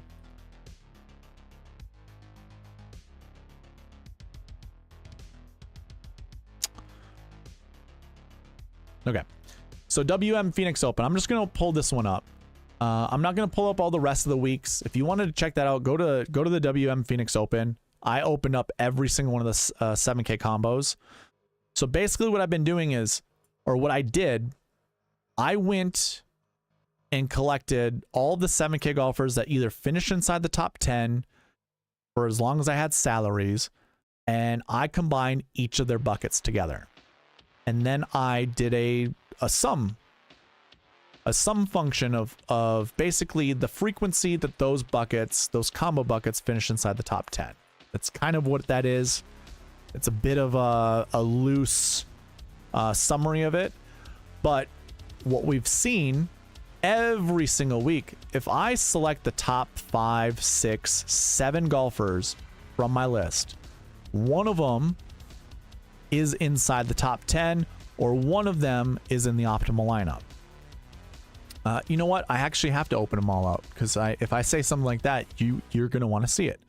So here's your WM Phoenix Open. So Akshay was number 1 in my result. I've learned throughout doing this, number 1 doesn't really mean anything. Ryan Fox was up there. He finished 41st. Emiliano Grillo finished 22nd. Mark Hubbard finished 53rd. We talked about Kurt Kitayama. He finished 8th. He was in your sweet spot optimal. So too was Thomas Dietrich. Both of these guys were in your sweet spot optimal. They are within the top 6 of the golfers that I looked at for 7K combos. Now, if we scroll down here, look at this. Nick Taylor's down there. He's second from the last. This also has shown up a lot. So this is the WM Phoenix Open. If I take a look at the AT&T Pebble Beach 7K combo buckets and zoom in, as you can see, if I go down like 5 or 6, we have Wyndham Clark right there. Now, Sepp Straka was your top guy, just like Akshay Bhatia from last week. This was at the AT&T Pebble Beach. And then if we scroll all the way down to the bottom, we have Matthew Pavon, who finished 3rd. So maybe we have like that dichotomy of, you know, someone from the top, someone from the bottom. Now there's a lot of green in between, but again, we're chasing the optimal lineup. We need to get perfect. None of these guys in between are going to get perfection out of your lineups. So this was AT&T Pebble Beach. I'm going to actually close out on that one. I'll open up the farmers just to show you the farmers where Matthew Pavon won. If I scroll up, now, Beau Hosler was your top guy. We talked a lot about Beau Hosler, but then there's Matthew Pavon. He's 7th on my list. So Pavon, Hosler. If we scroll down, we have Steven Yeager. So again, we kind of have that dichotomy of someone, you know, a couple guys from the top, some guy on the bottom. Hey, Ryan Henson, way to become a member. That's awesome. Welcome to the red tier, man. There we go. 2nd member of the Sweet Spot Society. If you wanted to join, by the way, you need to be on desktop. That's the only way you can join membership. It's the only platform that YouTube supports to let you join the Sweet Spot Society. So there's 4 tiers. Ryan, welcome to the red tier. But yeah, looking at all this, we got Yeager. By the way, Ryan, why don't you celebrate with some emojis? You got some Sweet Spot DFS members only emojis at your disposal. So we have Beau Hosler, Matthew Pavon, like I said. So this is your farmers. And then if I were to close that out and go to this is where I started, it was the American Express. So the American Express, again, if I scroll down 7 guys, we have Bezainhout, and we also have Ben Griffin. If we scroll down to the bottom, we don't really have anyone down here. Maybe Grayson Sigg, but I just focus on these top 7 guys. I don't really care about anyone in between, like down below. But this is all very interesting. So I'm going to close out all these other ones and just keep open the the Genesis Invitational. They actually bring that over here. So look who we have. Now it's a condensed field. We only have 20 golfers in the 7K range. If I scroll in a little bit so you guys can see these names better, I'm going to select the top 5. That's kind of my thing. We're looking only at the top 5. Here's what I'm kind of considering. Oh, I'm sorry. Top 5 right here. Chris Kirk. It's Hideki Matsuyama's #1 on the list. Now, #1 has been kind of a curse, but I don't think it's really going to be that much this week. Here's what I'm looking at. I think you see this right here. Last year, missed cut at this event. More often than not, you're not going to find golfers from the same group with similar stats. So these missed cuts right here, and also you see how Cam Davis and Siwoo Kim have this course history. You're going to only want to select one of these guys. It's either Cam Davis or it's Siwoo Kim, or it's Hideki Matsuyama. So it's one of those 3 guys. Now, furthermore, I actually like this did not play from Chris Kirk from last year and last week. That's different than any of these other guys. Only Chris Kirk matches the did not play from last week with Cam Davis. So this did not play last year. I'm kind of liking that. That's something that's on my radar. And most of you guys might think that's whatever. Actually, you know what? Let's include Nick Taylor in this, by the way, because his score matches Denny McCarthy and Chris Kirk. So really, it's going to be these 6 golfers. And I think you want to play at least one of them, if not 2. 1 or 2. And guess what? I have that in my optimizer. So when I build lineups, I have that located right here. You see the AM, PM? I'm not going to do AM, PM waves this week when I build lineups. I want it to select 1 to 2, and I actually have to include Nick Taylor in on it now. But you can see all the golfers that I've already highlighted. We have them right here. Let's see, 1, 2, 3, 4, 5, 6. Where's our 7th guy? Did I miss one? It's Matsuyama, right? No. We have Matsuyama there. Was it only 6? Yeah, it was only 6. So those 6 golfers, I want one of them, if not 2. And quite frankly, I don't think I want to include Hideki. I really don't want to play Hideki, Cam Davis, and Siwoo Kim together. But I don't mind combining Denny McCarthy with one of these 3 guys, or Chris Kirk with one of those 3 guys, or Nick Taylor with one of those 3 guys. I just don't know who it's going to be. But this is why I was saying we're going to talk about Siwoo Kim. I do like Siwoo Kim this week. I also don't mind Cam Davis this week. Chris Kirk is kind of like an iffy one. I don't mind it. And I also don't mind Nick Taylor. Like, these are all interesting players to me. I personally, I like Hideki Matsuyama the most. So if I were to rank this, it'd be Hideki 1, McCarthy 2, Siwoo 3, Cam Davis 4. No. I think Chris Kirk 4, Nick Taylor 5, Cam Davis 6. I like that. And JK, I see you with Zalatoris. Him being in the middle is fine. I'm just telling the optimizer I want it to select 1 to 2 of these guys. But the rest of it, like if we were to look at the optimizer, in the 7K range, I'm cool with the optimizer selecting 3 7K golfers. I'm cool with that. So if the optimizer were to select one of these guys, it will then exclude the rest of them, and it will consider 1 to 2 of these golfers down here. And quite frankly, like, sign me up with Zalatoris and Corey Connors. Got no issue with that. Even like JT Poston or Harris English, no problem. Paired up with Zalatoris or Connors, and then one of these guys. I got no issue with that. None. Benny N, if we want to do that top-bottom thing. Don't mind Benny N. I also don't mind Højgaard. One thing I will note is if we were to go back every single year, you see how Eric Cole has no course history, did not play here last year. Højgaard, no course history, did not play last year. Benny Ann, no course history, did not play last year. You can't pair those guys up together. First of all, don't pair them up together, but then also don't pair them up with Here, let me get to a different page. Don't pair him up with this guy, Ludwig. Ludwig also doesn't have course history or last year stats. Like, if I'm building lineups, I am not putting Ludwig with Nikolai Højgaard. I'm not pairing him up with Eric Cole. I'm not pairing him up with Benny Ann. Like, I'll probably just stay away from that. If I go back and I look, there you have Svensson. You see this column here, course history? This is with 130 golfers, so there's more golfers to consider, like, to be able to bump in there. But you're going to find a lot of the no course history, no last year stats. They're all down here. They're all in missed cut territory or just bad finishes. So that's 2023. If I look at 2022, you do have Cam Young.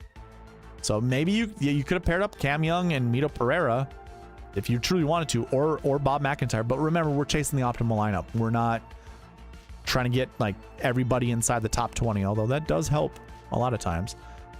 Victor Hovland, he's the only guy up there besides Matthew Neesmith. So you got a lot of 6K golfers if you didn't notice that. If I scroll down, you're going to see more of the no plays, no course history down in the missed cut region. 2020, look at this, nothing except for Wyndham Clark, $6,600. But at 2019, you got John Rahm. You know, this would be your Oberg guy. Like at this year in 2019, I mean, Oberg isn't to John Rahm's level there, but he's trending in that direction. And then you don't have anyone else with zero course history and no last year stats. Go to 2018, we get Xander, another, you know, generational talent. You could have paired him up, I guess, with Alex Noren and Taylor Gooch. That'd have been fine, but you're not winning a GPP that way. 2017, there we go. Now we get a couple guys that we could actually pair up together. Those three guys you could have done. There's no price tags with them. There we go with Ches and Sung Kang. My data goes back to 2013, mind you. So like a Steve Stricker probably does have course history, probably does have a last year finish. So keep all of that in mind. 2015 would be the only other year that I'd have course history, and you had Paul Casey, who's probably played there before. So 1 year did you see no course history, no last year stats inside the top 10, you know, together. I think one guy is fine. I wouldn't want 2 or 3, to be honest. And I don't even think this is a really good golf course for Eric Cole, if I'm being completely honest. Let's see. We got to put some more music on. We'll go here. Okay. So that's kind of my only other takeaway when looking at these 7K combo buckets.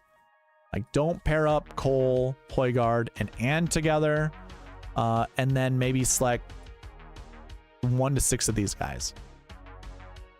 Not 1 to 6, 1 to 2 of these guys, of the 6 that I've highlighted.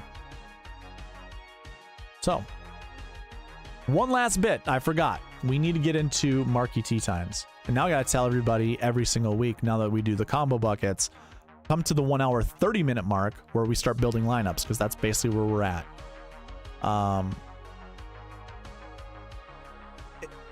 Your Marquee Tee Times are your best groups in the field, and it's all rank ordered by their sweet spot score.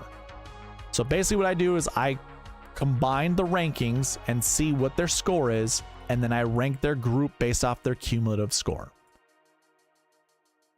So group 1 is Rory, Max Homa, Wyndham Clark. Group 2 is Xander Schauffele, Fleetwood, Thigala. Group 3 is Cantlay, Spieth, Tom Kim. Group 4 is Scheffler, Morikawa, Matt Fitzpatrick. Group 5 is Finau, Day, Brennan Todd. Group 6 is Hovland, Sam Burns, Nick Taylor. 7 is Sungjae Im, Henley, and Emiliano Grillo. Group 8 is Cam Young, Cam Davis, Adam Hadwin. And then group 9 is JT Poston, Chris Kirk, and Corey Connors. So now that I see Chris Kirk and Corey Connors are paired up together, guess what we can't do with the 7K combo buckets? Can't put Corey Connors together with Chris Kirk as they're playing together. That's what the Sweet Spot process says. The Sweet Spot rules say that, so we're not doing it. Basically, what you see here, Marquee Tee Times, I've been tracking this since the 2019. No. Which year was Phil the winner of the PGA Championship? The 2020? I'm going to look it up really quick. 2021. I've been tracking it since 2021. Since 2021, from the Marquee Tee Times, I usually say only select 2 to 4 golfers to pair your lineups with, or to anchor your lineups around, and don't put golfers that are playing together in a lineup with each other. Because less than 10% of optimal lineups, and even GPP winning lineups, although it's probably a little bit more forgiving with GPP winning lineups, but for optimal lineups, less than 10% have golfers playing together in the Marquee Tee Times. And also another stat, less than 10% have less than 2 golfers or more than 4 golfers from the Marquee Tee Times in the optimal. So 90% of your lineups, 90% of optimal lineups will have 2 to 4 golfers in these Marquee Tee Times, and they won't be playing together. When I get the website up and running, when I can show you this on the database, I will show you the statistical proof that that's what it is. So basically what I'm trying to tell you is, do you like Rory, Max Homa, and Wyndham Clark? Well, too bad, pick one. Don't pick 2, just pick one. Is it going to be Rory? Will it be Max Homa? Or will it be Wyndham Clark? And you're going to do that with each of these groups, and you're going to only pick a max of 4 golfers. So personally, as I look at this, I do like Scotty Scheffler. If I wanted to start with Scotty Scheffler, I'm staying away from Morikawa and I'm staying away from Fitzpatrick. But I could pair Scotty Scheffler with Tom Kim, who's right above him. They're not playing together. Tom Kim's $8,100. Scheffler's $11,500. I don't care for Tom Kim, but I could go Scheffler, Patrick Cantlay. That seems pretty reasonable. And I can also then pair up Tommy Fleetwood with them and go kind of very stars and scrubs. So as I say this, as you're looking at this, for each of these groups, you can see the numbers right here. For each of these groups, find me 2 to 4 golfers that you want to build your lineups around. I have it up in the chat. Leave 2 to 4 golfers in the chat and we'll build lineups around that. That's what we're going to do right now. We're in the lineup building portion of the video. And what a perfect time to do a roll call.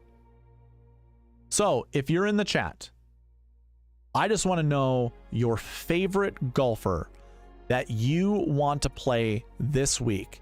And that is going to be the roll call question for the first roll call, I should say.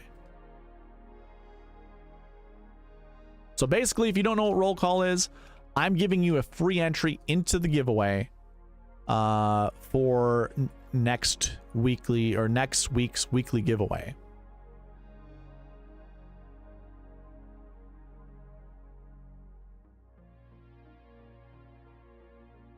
I just need 1 golfer. Give me 1 golfer. This is your roll call. You get a free entry into the giveaway. This will also go into the monthly giveaway. It's good for 1. And on replay, that's also all you have to do is leave me your favorite golfer in the chat. Hi, Anna. I didn't know you were still here.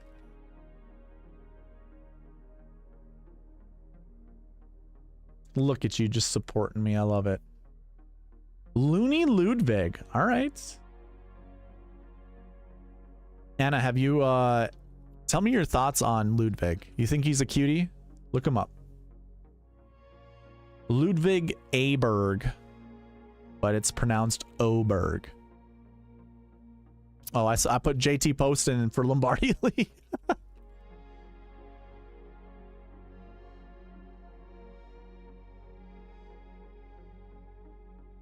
All right, I got 14 people in the chat. We don't want free participation points, free giveaways. All you got to do is tell me your favorite golfer that you want to play this week. And even if you don't have one, just give me a name. Doesn't matter. You get a free entry. I will say this. So if you're in the chat and you're not caught up, make sure you hit the little live button down there to the left. Click that live button and get caught up. That is what I will say.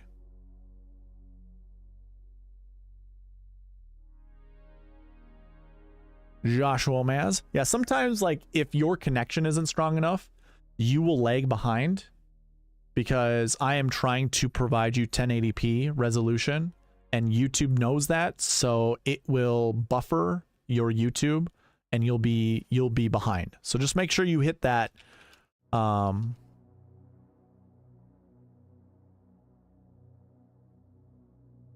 you hit that live button.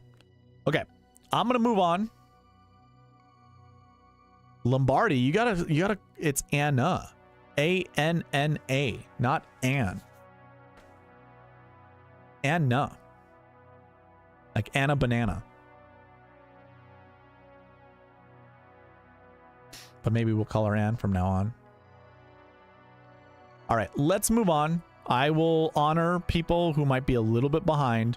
And we're gonna go with the first lineups that anyone left.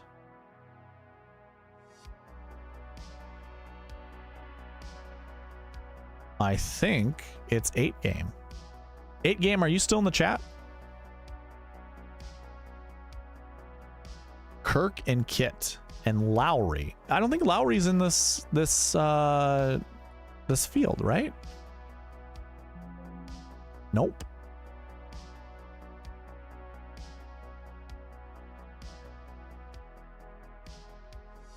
So Chris Kirk, Kurt Kitayama. So anybody else that's coming in chat right now, if you like me to build lineups for you, if you are subscribed to the channel, I will build you 5 lineups. If you're a member of the channel, I will build you 10 lineups. And if you're neither, I will build you 3 lineups. That way we reward those that participate on the channel, that are members. Okay, so with Chris Kirk and Kurt Kitayama anchored in our lineups, this is for 8 game. 8 game. If you're in the chat, speak up. Let me know how you like the lineups and what you like different, if anything. So the first one is Victor Hovland, Patrick Cantlay, Adam Scott, Eric Cole, Chris Kirk, and Kurt Kitayama. That's not terrible.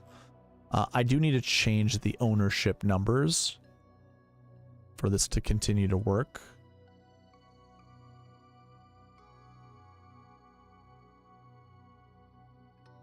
There we go. That's not a bad one. We'll save that one. Joanne. Joanne likes Burns. I like Burns as well, Joanne.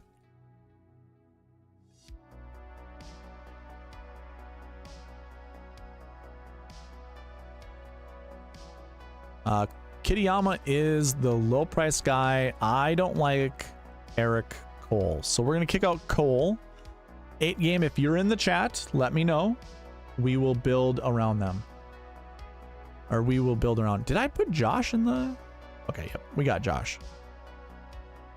Josh is always here lurking.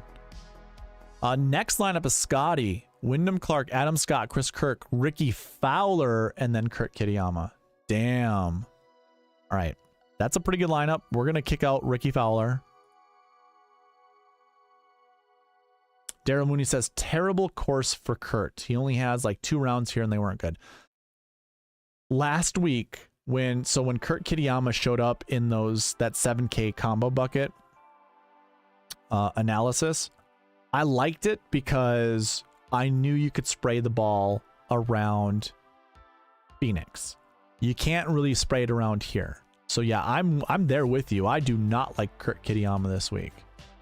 But he could be one of those guys that just finds the fairway every single hole and puts himself into some really good scoring, some really good scoring positions.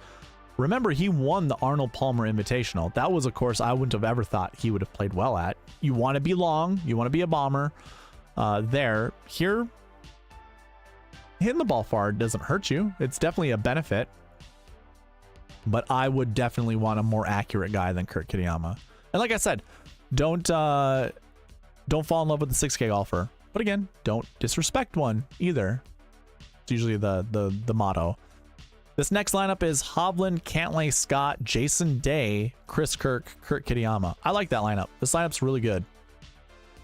All right, 2 more lineups, and then we'll move on to the next one. Again, if you want me to build lineups for you, give me 2 to 4 golfers you want me to build lineups around. Out of this one, I think what I want to do is probably kick out Scott, since we have Adam Scott in every lineup.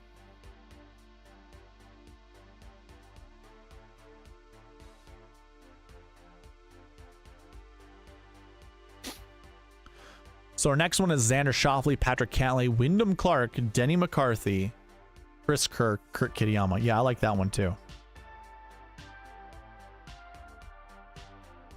I'm usually never a fan of these price tags being together, but last week you wanted Kurt Kitayama at 72, and then you also wanted Nick Taylor at 72. So we're gonna make an exception.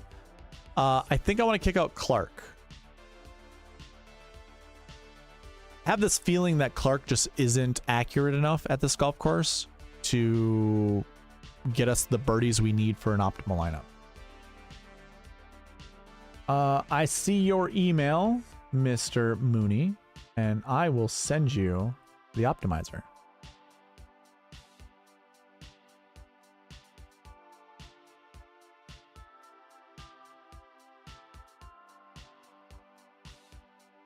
Yeah, Daryl, I'm reading your email, and you want to use it for rainmakers. You certainly can do that. Just obviously manipulate it however you need to. Okay. Ooh, Scotty, Cantlay, McCarthy, Kirk, Harmon, and Kitayama. That's also another really good one. That's an 11, 9, 3 7s, and a 6. We saw that as an optimal lineup for this event multiple times. I'm also going to change it 49 too. Okay. Moving on to the next lineups. Gabe Brown. Oh, by the way, Gabriel won a pretty decent amount of money on DraftKings last week. I think he more than 10x'd his entry. Or yeah, it was like a 12x. So congratulations, by the way, Gabe. That's awesome. Hit with Nick Taylor. If you're in the chat, tell me how you got onto Nick Taylor. Who were the people that got you on Nick Taylor? Or what did you see that maybe we didn't see? So he wants Xander, Cantlay, and Day lineups, which that's awesome. I love that combo. Xander, Cantlay, Day.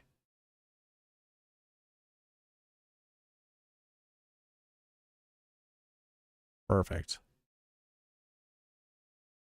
Daryl, you are welcome, sir. What's your best rare card? Did you pull it from a pack or did you buy it? All right, Gabe, we have Xander, Cantlay, Scott, Adam Scott. Oh my God, what a lineup.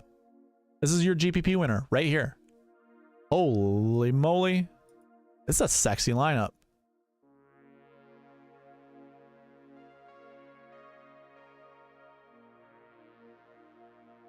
That lineup is so juicy. Holy crap. Matsuyama. Holy moly. You know what? I'm gonna bring back Matsuyama, and I'm gonna actually kick out Emiliano Grillo is a good one though. Gabe, are you still in the chat? Gabe tends to either have to work late, and he catches this like in the morning, or he goes to bed early so he can catch it later. Man, I don't know what to do. Okay, chat. Who do we think we want to play more? Do we want Matsuyama in our lineups more, or do we want Grillo in our lineups more?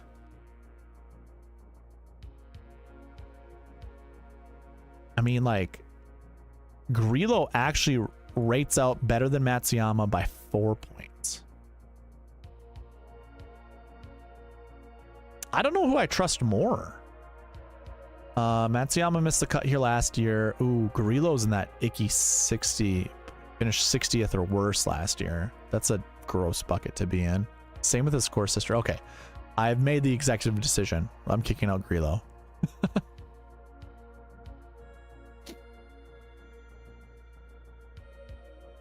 Next one, pretty much the same. We have Harris English in there instead of Grillo. I like that one.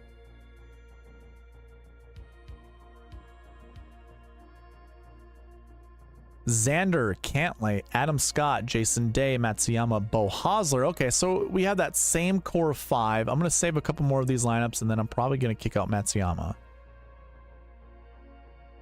I don't have to, because we have Denny McCarthy and then Lucas Glover. It's not terrible. Lucas Glover, who missed his tee time last week. Unbelievable.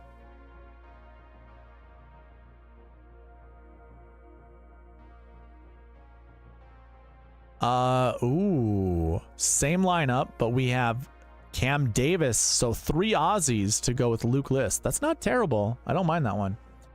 Daryl says I have 2 rare Obergs, a rare McElroy, and a rare X. I have 4 elites, nothing great though. Vegas, Ryder, Horschel, and Hodges. Hey, Vegas, Ryder, and Hodges probably are going to get you like 22 plus events this year, which when I'm looking at cards now, especially like elite cards like that, and elite being the rarity, not so much elite golfers. We don't consider those guys elite. That's pretty good. I want volume with my rares and elites right now. And I'm hoping, you know, to like Mexico Open next week, you're going to be able to play all 3 of those guys. Maybe not Horschel, but Vegas for sure. That'll be a good place for Vegas. So that you've got like for the elite contest next week, you're sitting pretty good. All right, so we already did this one, right? Yeah, that's a good one.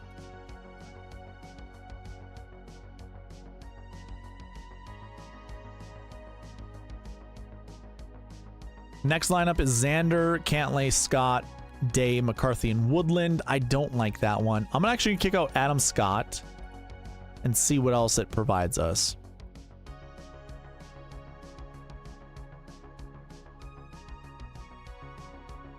Xander, Cantlay, Wyndham Clark, Jason Day, Matsuyama, and then Schenk. Interesting. That's not terrible. Let's see. I want to build one more, and if it has Clark in it, then I'm going to kick him out and build another. And it does, so we build another. I don't mind Hoagie at this event. He's a 6K golfer for a reason. Okay. Then we get more balanced, and I don't care for this one. Like, I don't want Eric Cole. Like, I like Eric Cole as a golfer, but not at this event.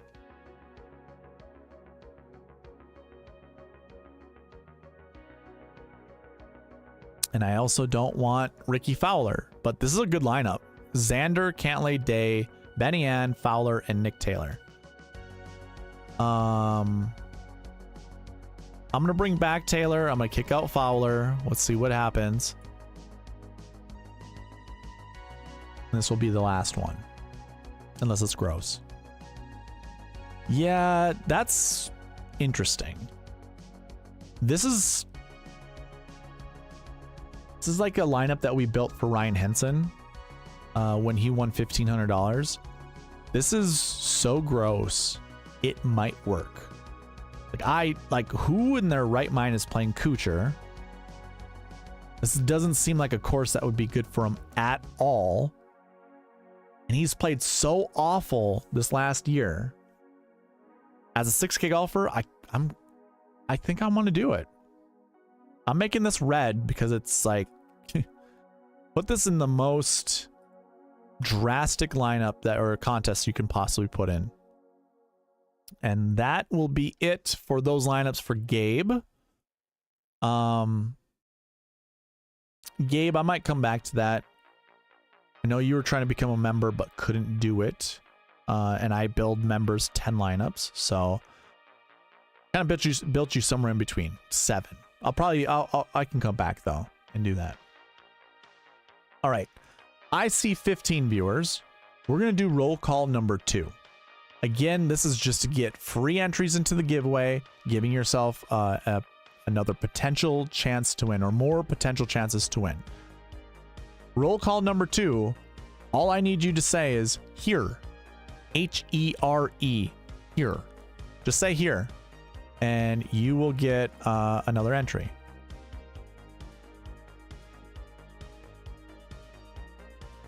And as I wait for you guys to say here, I will be, I'll look at some other lineups.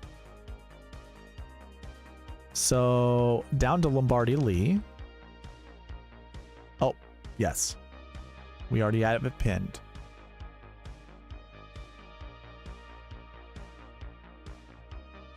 He wants Kitayama,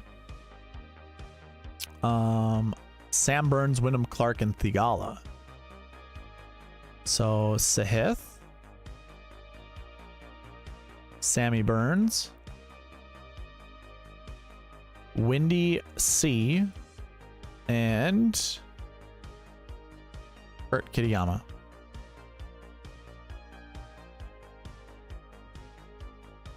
Her. Look at you guys just coming out in droves.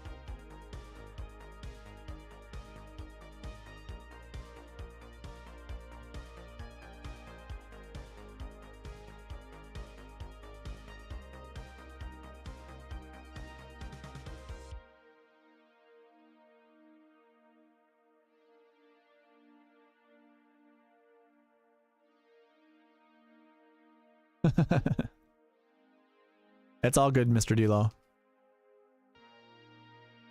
And on the note, good night, everyone. All right, good night, Mr. Mooney. We don't want all of those.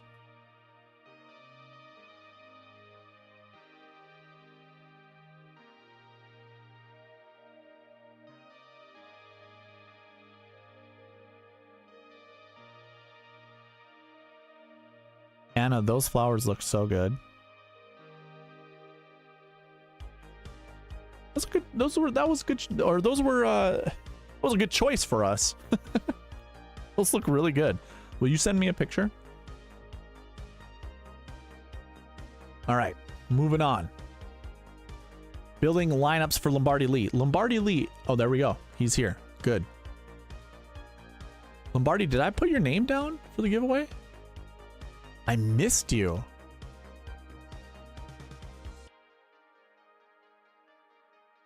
The Joanne down. Okay, there we go. You gotta watch it, man. I might miss you. You gotta put that out for us. Okay. So we get a pretty balanced lineup. Cantlay, Burns, Thigala, Clark, McCarthy, and Kitayama.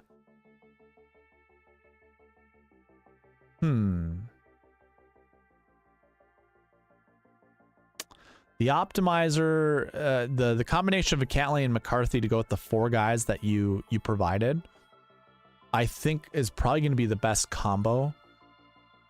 Also, I have it set to select 1 to 3 or 1 to 2 of the 7K golfers. Do you want me to oh, Philip is here as well. Philip, you should rewind and check out the beginning of the stream. You might enjoy.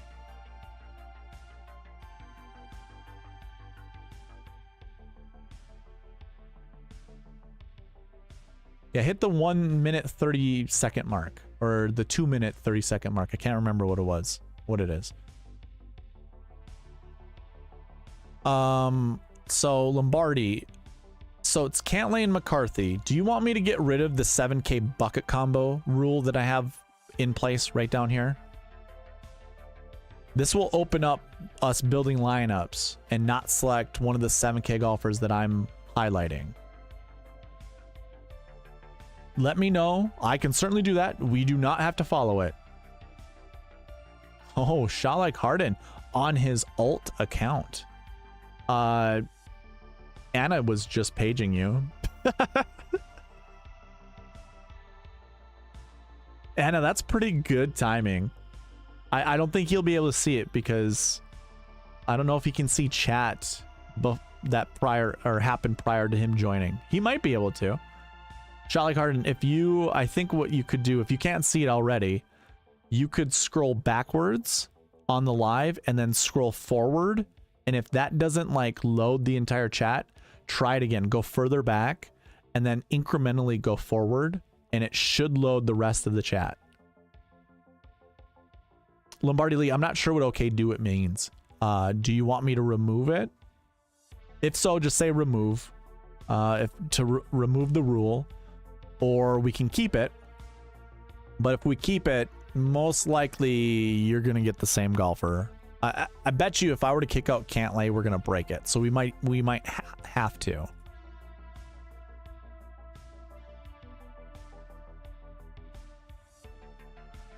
We don't. We get Ludwig, but it's with McCarthy.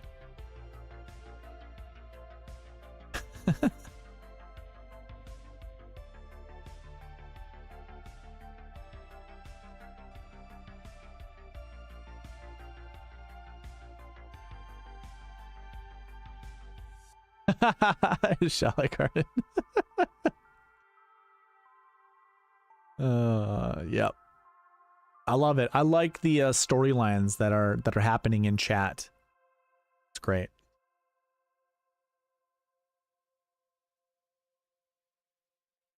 Hey, Shall Harden, just say here. I'll do something nice for you if you just say here.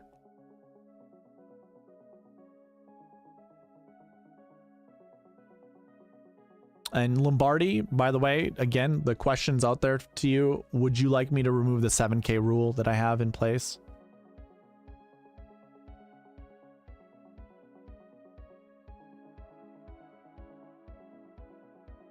If so, just say remove. We can save that one. There we go. So if I remember correctly, you are on this account whenever you're on your phone, right? Is that how it goes? Are you out and about right now? All right, Lombardi, sounds good.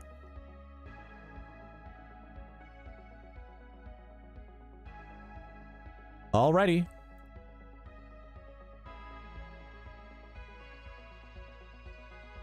Oh, with it removed, we still want Denny McCarthy. I wonder... Oh, it has to select a 7K golfer. I wonder if we remove this, it just breaks.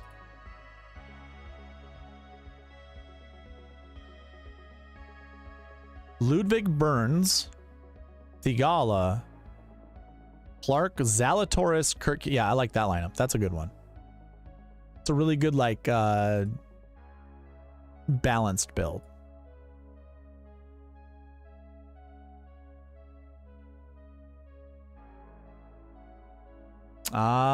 Is it, has it been baseball season this whole time, or are we just starting it up again?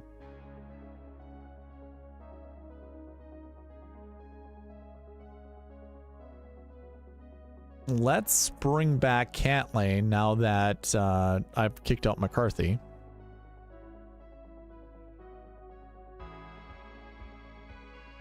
And now we get Eric Cole, which isn't terrible, but we know I don't care for Eric. Actually, you know, in a lineup like this, never mind. I don't want it. Well, Shalik Harden, I appreciate you being here while you're watching the kid play baseball. Just started again. So how long does this season go till? Until it gets like unbearably hot outside? Although it's 9 o'clock, so it's cool where you guys are. Yeah, congratulations, Phil.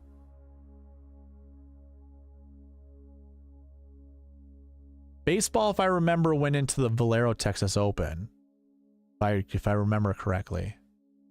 For like May?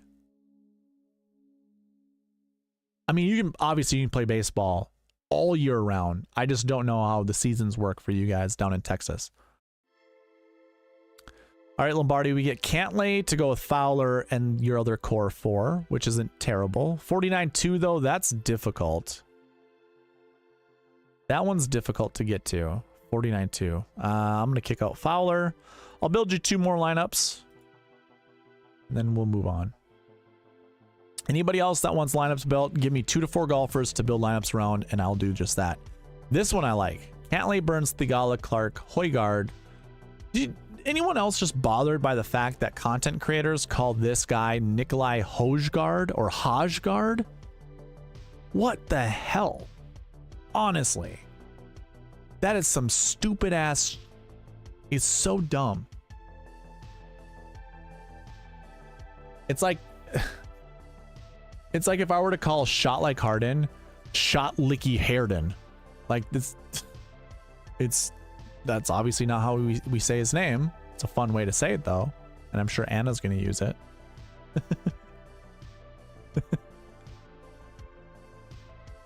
Yeah, imagine if I just called him Shot Licky Harden. Makes no sense, right? Hojgaard. It's so dumb. I just don't respect people who can't sit down and find the right way to say the guy's name.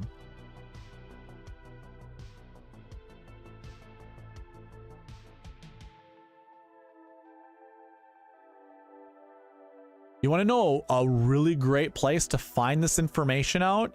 You go to the PGA Tour website, go to players. Hey, if you want to know what how to say Ludwig's name, click on Ludwig. Look at that. That was one click. Actually, it was one click to get into PGA Tour app. I had to, you know, type in PGA Tour app. Then I go to bio, scroll down. Oh, Ludwig Oberg. Okay, so now we know how to say his name. Never get it wrong, right? Never get it wrong. But wait a minute. What's this? Nikolai Hojgaard is here? I found him just by typing Nick O. Oh, there he is, right there. Look at that. Oh, now go to bio. Hojgaard. What the? Seriously? That's not difficult. Anybody time that? It took me what, 10 seconds? 10 seconds out of my life to go and always understand how to say Hojgaard's name from now on. Good God. Some people are so fucking lazy. Anyways, moving on. Hojgaard. There we go. I apologize, Philip. I'm mostly talking to people that are content creators. PGA Tour website gives you a way to understand how to pronounce other people's names by what the player tells the PGA Tour website or the PGA Tour. Hey, this is how you say my name. So the broadcasters will say it correctly. And so your family and friends get to hear, oh, it's that guy. And you're not saying some weird, weird name that everyone giggles at.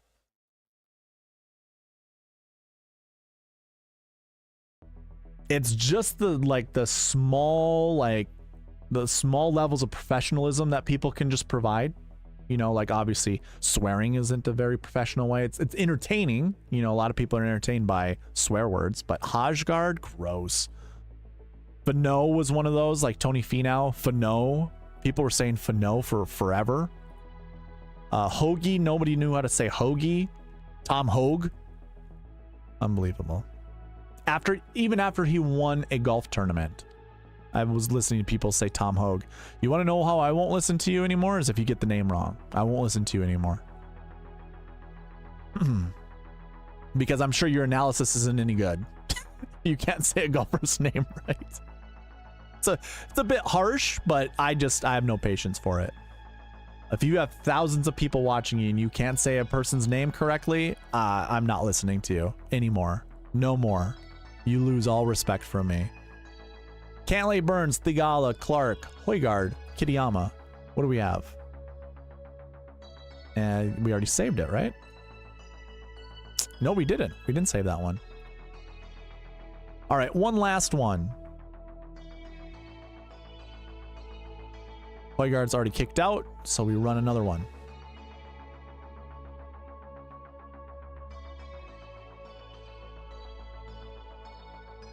Absolutely, Phil. Benny Ann gets included in the mix. Cantley, Burns, Thigala, Clark. So, Lombardi lead. These are pretty good lineups. Leaving a little bit of money on the table, that's not terrible. Benny Ann is not a bad choice. Okay. We'll clear that out and go to the next lineup. So that was Lombardi's. Scroll down a little bit. Rory Morikawa. It's funny that Moistly Towelette. That's that one guy that has that joking user profile or whatever. Any thoughts on John Daly in the 4K range? I think like Shot Like Harden, some of the regulars that have been here for a while. You remember that guy just coming in chat, just like dropping those jokes, trying to get me to say something not very friendly. How do you say Sahith's last name? So, yes, Sahith is one of those interesting ones.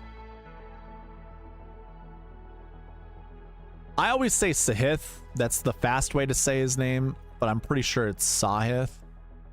And I think it's just Thigala, not like Tigala. Yeah, so it's Sahith Thigala. And you obviously can hear that when his dad is like cheering him on. Thigala, Thigala, as they chant his name from the sides. 6'3", by the way. Hot damn. Tall boy. Didn't know that. Now that I'm here, one golfer's name that I really want to know how to say. Dang it. Forgot. It was from last week. He was on the broadcast. Like a golfer's name that I'm not positive how to say. Oh, yeah, Rio. I don't know if Rio's going to show up. Okay, he does. My guess is Hisasune. And we're not going to get it. Bummer. All right. Enough of that.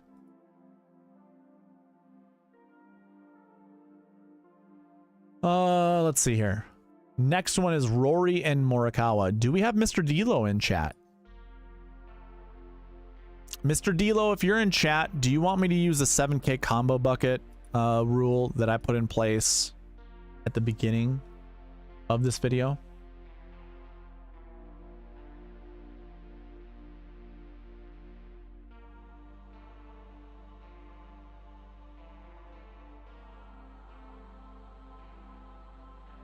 Let me know.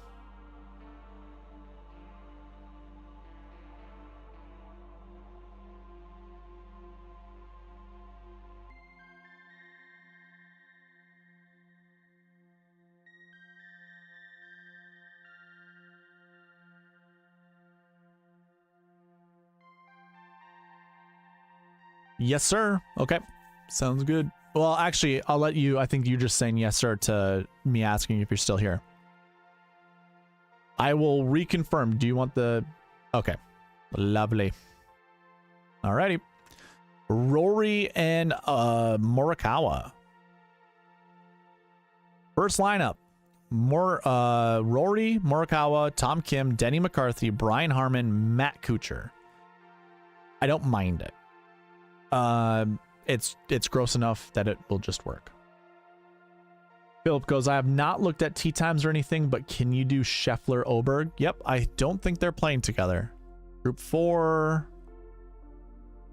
And Oberg's not even in a he's not even in a Marquee Tee Time. So you're good. We can do that. All right, next lineup for Mr. D'Lo. We have Morikawa, McIlroy, Scott, Davis, Harris English, Emiliano Grillo. I love that lineup.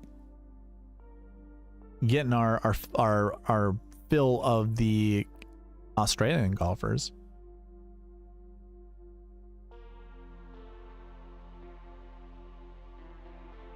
Anna, are you still in chat? I just read your message. The sounds like Licky Harrydom. I don't know what that's from.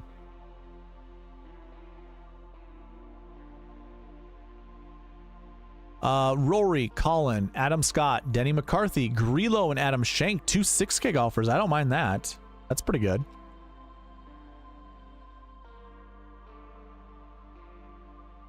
Kind of the same thing. If I see another double 6K with Emiliano Grillo, I'm just going to kick Grillo out. Yeah. Spence's not bad. I don't mind that. But I don't want to continue to see Grillo show up. Just kind of showing you that Grillo is a good value in the 6K range, by the way.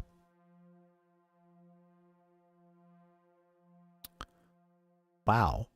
McIlroy, Morikawa, Scott, Denny, Ricky Fowler, Charlie Hoffman. If you're a believer in Charlie Hoffman, I am not. I think that's a flash in the pan. Did Tiger end up in any anchor? No.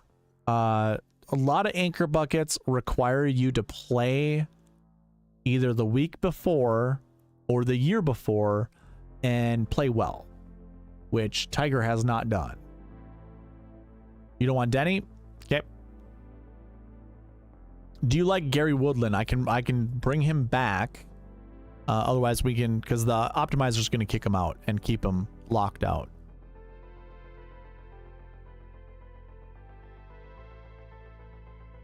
I actually like Denny McCarthy this week. I think I will probably, like, my exposure for Denny is going to be set at like 14 to 16%.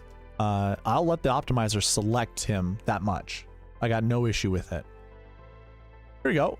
McIlroy, Morikawa, Scott, Harman, Davis, and Svensson. That's not terrible. My course smashed last week, but didn't have the right pieces around it. That stinks.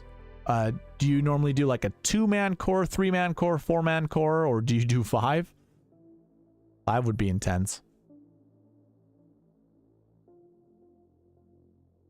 We have McIlroy, Morikawa, Scott, Cole, Davis, Sam Ryder. I don't mind Sam Ryder. Do you like this line? Actually, you know what? I'll save a Eric Cole lineup. We'll see if he shows up again. I'm not a huge fan of Eric Cole.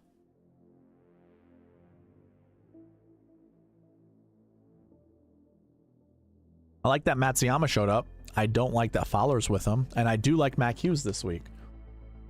So I'll keep that on the screen for you. But what I'm going to do is I'm going to kick out more Fowler. Unless you like Fowler. If you like Fowler, I can bring him back. I've got no issue with that.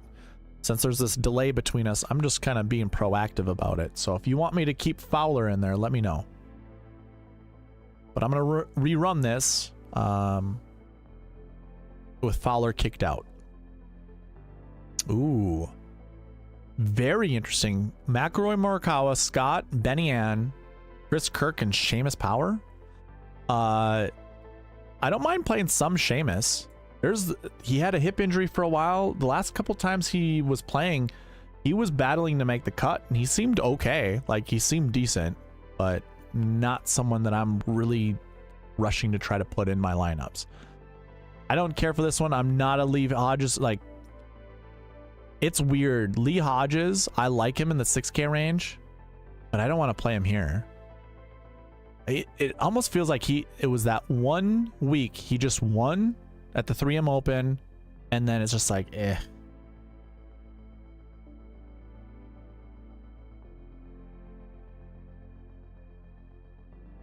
Fair enough. For both Philip and Mr. D'Lo. Mostly 2 and no Fowler. I like it. That's good. All right, so we get McIlroy, Morikawa, Day, Benny Ann, Nick Taylor, Taylor Moore. I don't want Taylor Moore. Nope. I don't mind Lucas Glover, though. Morikawa, yeah, this is okay. All right, one more, and then I'm moving on. McIlroy, Morikawa, Day, Taylor, Straka, Beau Hossler. Not terrible. Not my favorite. I'll rerun it. I'll run one more. And this by far, oh, the Grayson Murray thing scares me, but that's way more interesting to me than what I've been seeing. Perfect. Here's a perfect lineup. McIlroy, Morikawa, Thigala, Matsuyama, Hossler, and Hughes. I like that. Those, like, I wouldn't really pair any of those guys up together, so the fact that I see it here, I like it. All right.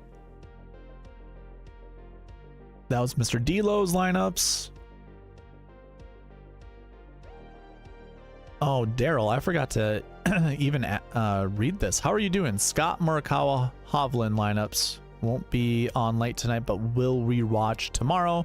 I'm not sold on on anyone in the 7K this week. That's under 7,800 to 7,000 range. Okay, so I think you were saying Scott Morikawa Hovland. I'm pretty sure that's what this means. Oh yeah. You wrote right underneath there. I meant Hovland. Autocorrect changed it to Holland for me. Okay. So Hovland, Scott, and Morikawa.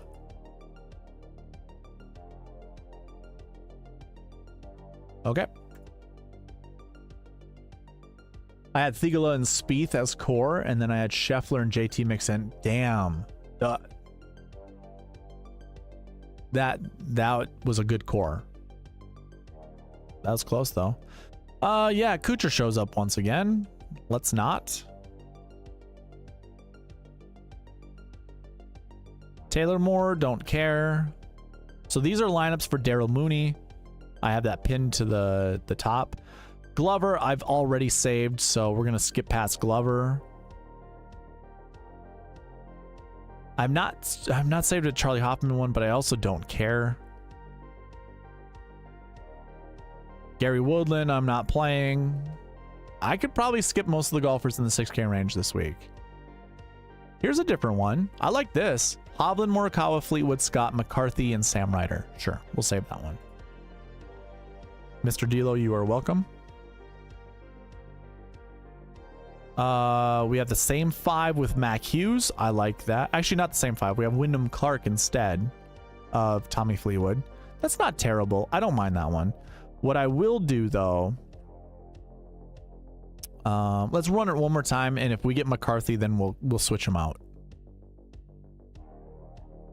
Yeah, Ben Griffin's not terrible, by the way. So Daryl, you have a group of 4 guys: Hovland, Morikawa. Actually, let's say 4. Hovland, Morikawa, Scott, and McCarthy. Wyndham Clark is showing up a bunch with these guys. So if you want to call that a core 5, you certainly can. Let's see what happens if I take Wyndham Clark out or lock him out and see what else we get. It switches. That's good. Hovland, Morikawa, Scott, Cole, Fowler, Davis, Cameron Davis. It's not terrible. I also don't care for Ricky Fowler. If I'm being honest, I'll play Ricky Fowler maybe less than 6%. I just don't want Fowler ruining my lineups. Philip, I'm scared of Hovland. Yeah, I'm not really rushing to play Hovland, but I also don't mind it at the same time. Hovland, Morikawa, Scott, Cole, McCarthy, Adam Schenk. That's not terrible. I don't like Cole that much. I'll save this one, and I'm going to kick out Eric Cole. I also don't care for Adam Schenk this week either.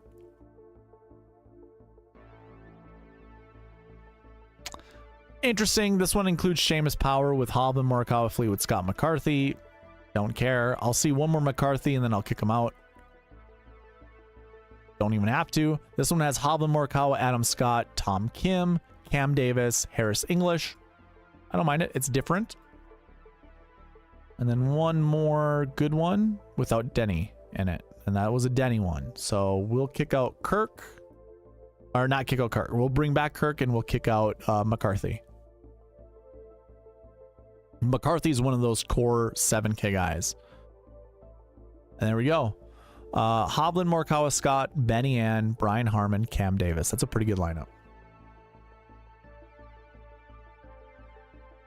JK says 7 people watching. That's awesome. All right, 17 people. 17 people watching. I want you to write in the chat for roll call number 3. We're just going to call buckets. Just put in the word buckets. You will get a free entry into the next week's giveaway, as well as next month's giveaway. Just put in buckets. That's all you got to do. Third word is buckets. Those that are watching on replay, if you put buckets in the replay, I will give you an additional entry to go along with you just participating and leaving a comment. So you'll get 2 on replay. People in the chat right now, Go to the replay, just leave a message. Does not matter what it is. You'll just get an extra one that way. Or not an extra one. You'll just get one for commenting.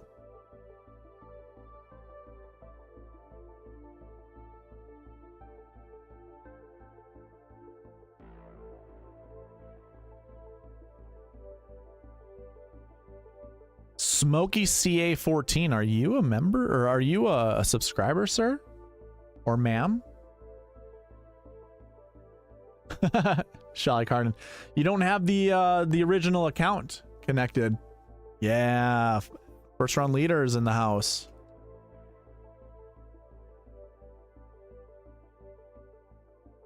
MD, need a lineup with Dave Kitayama and Nikolai the Goat. Okay. MD, if you just say buckets, I'll get you another entry into the giveaway. Just sub. There we go. Welcome aboard, Smoky CA14. I'm an old man. Well, sir, we are building lineups using the optimizer. And you being new to the channel, I imagine you're new to the channel. I like to look at snapshot of stats that are leading into events and determine what are good plays based off of what previous top 10 golfers have done at this event. So it's a little bit out of the ordinary. I am a golfer myself. I've been in the golf industry for a very long time. I give lessons on the side. I like to play competitive golf. So not only do I like to use my golf knowledge when it just comes to what I think is just common sense stuff, I like to apply it with data analysis. And the data analysis is a little bit different, but I think it's the right way to do analysis. As opposed to the strokes gain mentality that people are doing. And if you just want to talk golf, we can talk golf. But this is kind of a hangout for all of us. Everyone that's here, I mean, most I probably would hang out in real life, just based off of our conversations. Around the greens, I've heard, is the stat for this course. Yeah, and you want to know why they say that? And it's not like it's wrong. It's just the simplistic analysis. This golf course is hard. And with it being hard, you're going to miss greens. Most likely you're going to miss fairways is the issue at this golf course. You'll miss fairways, and then you'll have trees that you'll have to contend with, and you'll have to hit recovery shots to the green. Sometimes you won't hit the green, so you're going to have to chip around here. That's just the simple analysis. That's not really going super deep into it to try to figure out, you know, if it's true or not. But that would be your simple analysis. And horse for the course, that's actually really true at this course, though. There are definite golf courses where golfers just do well at over and over again. And this is one of them. Okay. Oh, Philip, I didn't even see you. I didn't see you say buckets. You said big old buckets. Okay, JK, we got Philip, we got Shelly Carden. We did not get. Not for 3, we got him for 2. Is that it? I think that's it. Okay, going back to building lineups. And anyone that's on a delay that says buckets, I can add you to the list.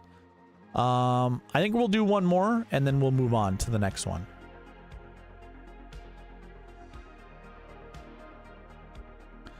Hovland, Morikawa, Scott, Benny Ann, Chris Kirk, and Emiliano Grillo. I like that lineup a lot.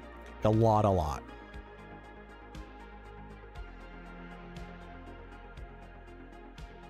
Alrighty. We're going to clear this out and bring in Ryan Henson's lineup. So the last one was for Daryl Mooney. Henson has Morikawa and Cam Young. So a lot of people liking Morikawa this week.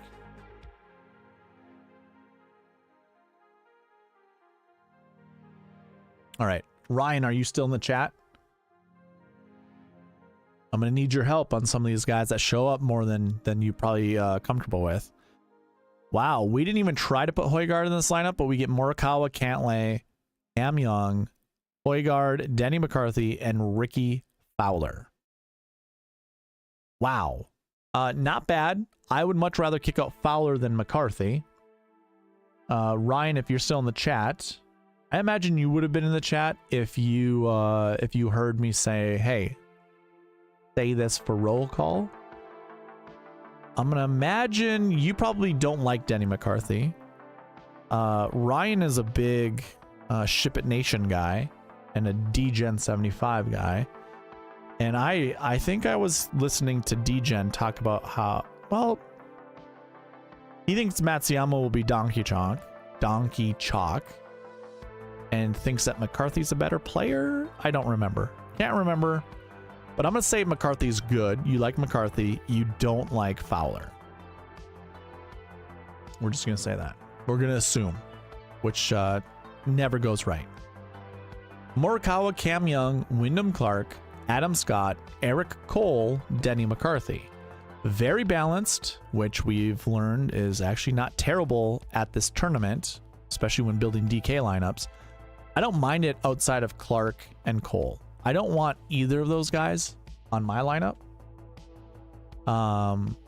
So I'm gonna save it, but I want to bring back McCarthy for like one more. And I like McCarthy's showing up a lot because I'm letting him show up a lot. We're gonna kick out Eric Cole. We don't play Donkey Chalk except for when we do, yeah. Morikawa, Cantlay, Young, Clark, McCarthy, Kuchar. Yeah, okay, so I'm gonna kick out Clark and see what happens.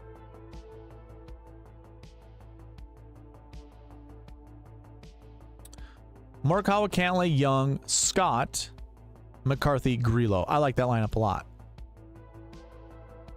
Very balanced.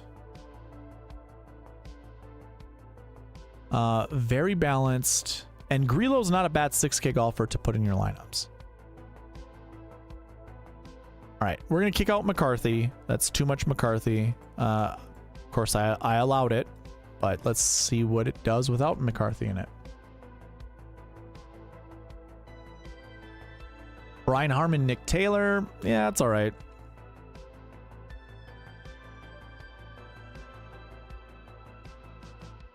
I like that one. Morikawa, Cantlay, Young, Højgaard, Kirk, and Brian Harman.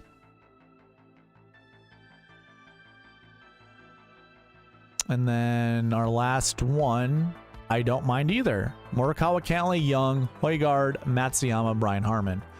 Ryan, if you ever come back in the chat and you're listening to this, you can let me know which ones you liked, which ones you didn't. We can try to rebuild you some lineups. But since you're not here, I can't really go with a yes or a no to build different lineups. Okay, so that was Ryan. Scrolling down, Ryan became a member, by the way. That's awesome.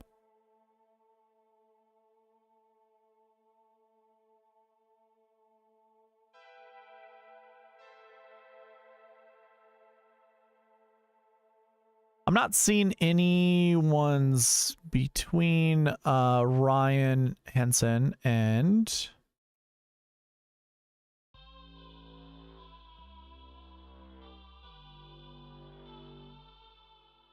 do we go down to Shot Like Harden? Is that where the next one is? Scotty and Burnsy? You know, this week is actually a really good one to do Scotty and Burnsy. Like, both of them seem automatic right now. I really like Burns this week. And I've got no issue playing the best golfer in the world. Y'all think Tiger makes the cut?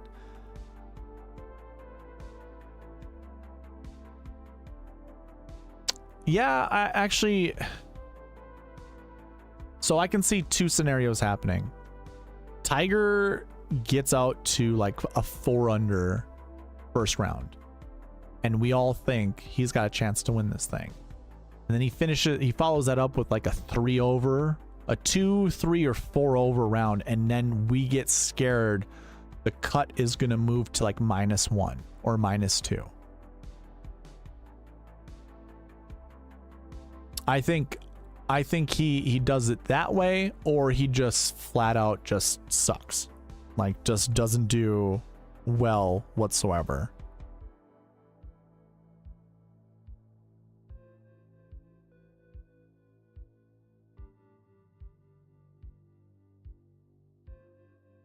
The lineup on here, I don't really care for. It's okay.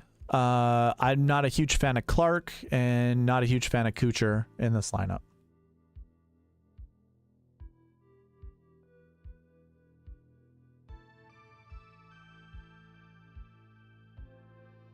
CMD, I kind of almost feel the same.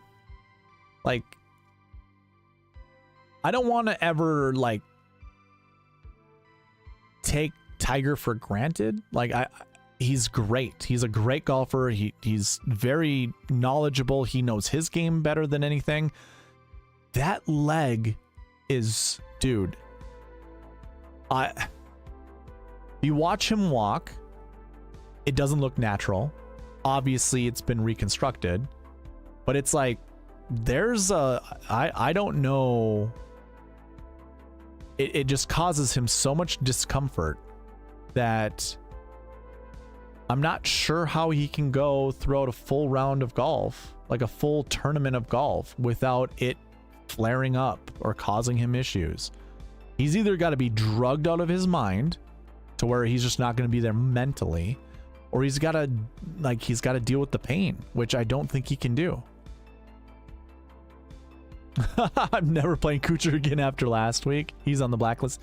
Yeah, Matt Kuchar looks terrible, and that's probably why you want to play him this week. It's top 50 with ties plus with intense. Yes, that is correct. All right. Yeah, we don't like Matt Kuchar. Do we like Wyndham Clark, Shally Carden? Do you like him this week? Because I'm sure he'll show up a bunch. Ooh, this is an interesting lineup.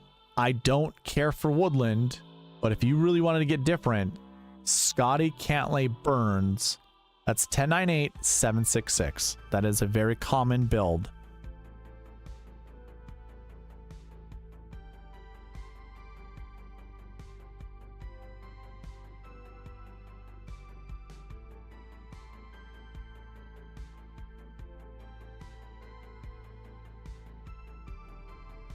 Scheffler, Oberg. Ooh, I already love this. Burns, McCarthy, Grillo, and Chuck Hoffman. How do we feel about this one? There are 70, Philip. 70 golfers in the field. So there's a potential that 20 could get cut. Like, the most that can get cut is 20. And there's a likelihood there won't be anyone cut. I imagine there are some golfers that are just awful in this field that could blow up and not even be close within 10 shots of the lead. But I don't see after round 2. I mean, okay, first of all, I was listening to either the head of agronomy or one of the maintenance workers for, actually no, I think it was the director of golf for the law, or maybe it was just the head professional. I don't remember what the hell, president of the LACC, or not LACC, Riviera Country Club. And he was talking about how much water has come through, like 13 inches of rain or something silly. It was ridiculous. You know how AT&T Pebble Beach got hit hard? The whole state of California got hit hard, including Riviera. So that softened the golf course. Now, yeah, they could probably try to, you know, use like a, I'm trying to remember the machine from maintenance. It was something Buffalo. The Buffalo cart, the Buffalo something. I don't remember, but it just blows air. I'm sure you could blow air on this golf course and dry it out, firm it out, and get back to the condition that this golf course is good for. But I don't know. I think it's still going to play pretty soft. I don't think it's going to be preferred lies. I could be wrong with that. But either way, what I'm trying to get at is I think even with it being soft conditions, more scoreable than previous years, after round 2, I think your leader will be 8, like 7, 8, or 9 under par. Meaning you got to be around 1 over, 2 over par. And I think a lot of the golfers in this field can get to 1 or 2 over. It's a signature event. Remember, it's a signature event. Most of the best golfers are here. Not all of them, but most of your best golfers are here. Most of the field's going to make the cut. You know, like there's some like Matt Kuchar, even Chuck Hoffman could finish 2, 3 over par.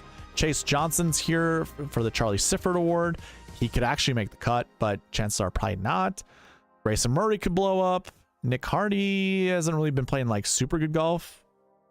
He could blow up. So too could Woodland, Hodges. I think JJ's probably safe. I think Chuck Hoffman's probably safe. Nick Dunlap kind of scares me. Like, I think he could miss the cut. I actually think most of the other people above here, they're going to make the cut. Maybe not Taylor Montgomery. Actually, no. Montgomery, I think, makes the cut. He's pretty good at avoiding bogey. But I think they all make the cut. So, what? I, like, highlighted 6 people that I think might miss the cut. The Seagull had his chance to fly last week. That's so funny. I think that nickname is one of the funniest nicknames. Because he kind of looks like a seagull. It's pretty good. Change Hoffman, it's beautiful. Yeah. Tiger does look drugged sometimes to me.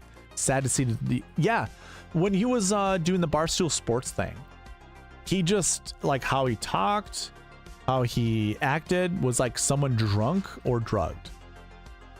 He looks goofy. Like, in the eyes. Just in the eyes. He looks goofy all the time. And when he talks, it just looks like there's nothing there. I don't know. Scheffler, Burns, Clark, Day, McCarthy, Samuel, Ryder. That's pretty good, man. I like that lineup. Do you like McCarthy? McCarthy's going to show up a bunch. I can kick McCarthy out now. And since you are a member, sir, we're building you 10 lineups, so we still have a few to go. By the way, anyone who's interested in becoming a member, there is a join button, but you have to be on desktop in order to see it. And if you want to become part of the red tier, it's $199. I have 4 tiers: red, white, black for the colors that you see on the screen. And then the championship tier, which is playing from the tips. There should be a description. If you have that join button, you should be able to see it. But if Shot Like Harden was on his desktop, he'd be able to show you what that looked like. Ryan became a member earlier this night. He could show you with all the emojis that you get for fun. Yes, you love Denny. I love Denny this week too, man. I think it... Shot Like Harden, I don't know if you saw this. Were you here for the 7K buckets? The bucket combinations? These are the golfers that I think you need one of. You need one of these guys in your lineup, and there's our boy Denny McCarthy. I think I like Denny a lot. These guys are like considerations, and I really like one of these guys, and it's probably Matsuyama, and it might not even be close because I don't like this course history.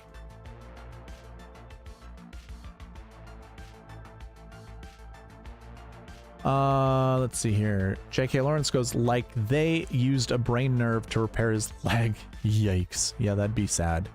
I was going to ask you about that because I looked for it last week, but I'm always on mobile. Yeah, this is one thing I learned with Gabriel Brown. He came in to my Twitter and he was like, hey man, I'm trying to join. I have no idea where this join button is. And then I told him it was the desktop thing. I can't remember where I found that out. I think maybe Shot Like Harden told me about it or something like that. Oh no, I Googled it and I showed it on stream last week that you have to be, I showed it during the Road to the Masters, my database series. I found out that you needed to be on, because like YouTube doesn't support other platforms like mobile or tablet, so you got to be on desktop. But then what Gabe had an issue with, doesn't take Venmo. apparently. Google does not like Venmo. So, just nonsense. He's trying to become a member. Let's see. Charlie Harden goes, seagulls are known for flying around shitting on people. So, I am a seagull, Hoffman said. I fly around and drop shit on people. That sounds about right. Not a huge fan of Taylor Moore this week. We're going to move on. It's a good lineup regardless, or otherwise. Okay. How are we feeling about Sepp Straka, by the way? And do we like Emiliano Grillo this week? I like this lineup. 10 or 10-8-8, 7-7-6.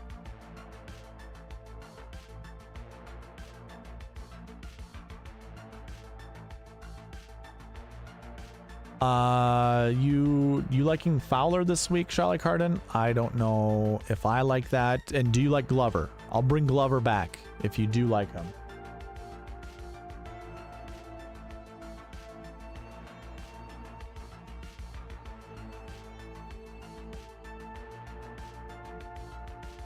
Anybody new in the chat that's wondering what we're doing? We're building lineups.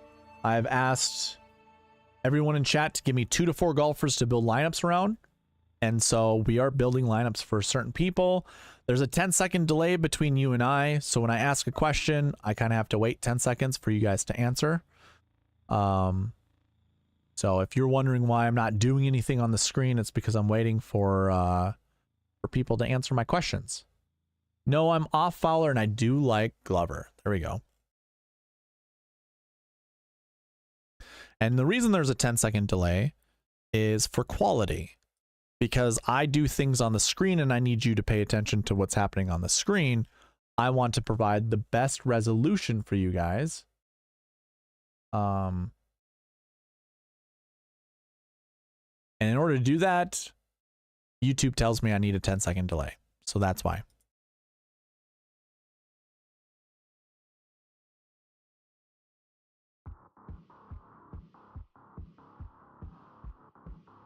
I told you all last week Fowler was broken. Yeah, I mean,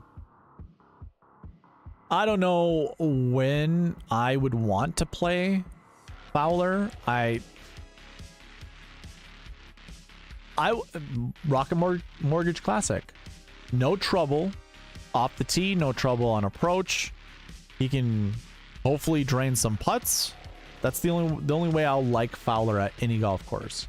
If there's water in play, if there's any trouble in play, if there's any risk or reward, I don't want to play Ricky Fowler. It's an interesting lineup. I don't like the 2 price tags together. Hosler and Harris English.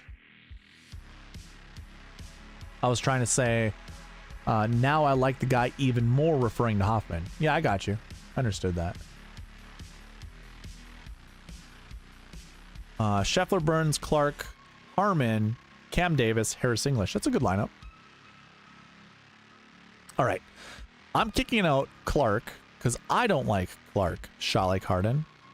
And I think I leave everything else as is. Yep. And you're just going to have to deal with it. I don't like Eric Cole, but here's a good Cole lineup. I'm going to bring back Grillo and I'm going to kick out Cole.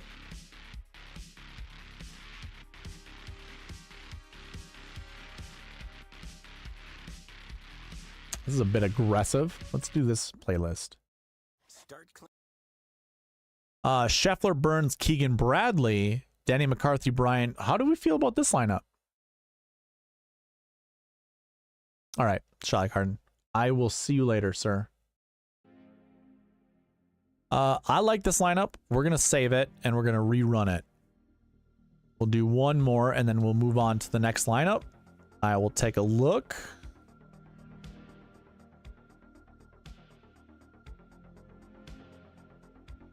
Philip, are you still in the chat? We're going to do yours next.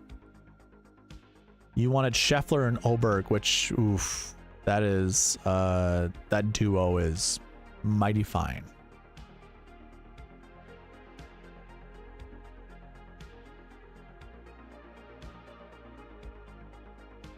And then after him is going to be MD. So MD, if you're in the chat, you will be right after Philip. So Charlotte Cardin's last lineups. I like this one.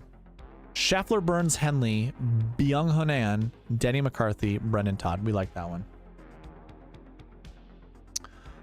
Did you have an earlier request than this, Philip? I don't think I didn't see it.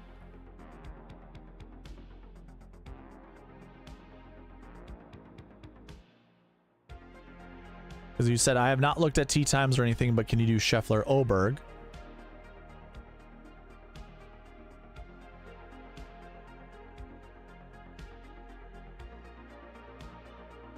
You said here, sorry I'm late, crazy day.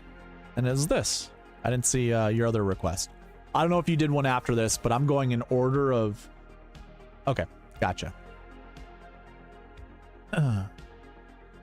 This one for Charlotte Cardin I liked, and we saved it already. Perfect. Okay, so we'll clear this all out, except for Scotty. We do want Scotty back.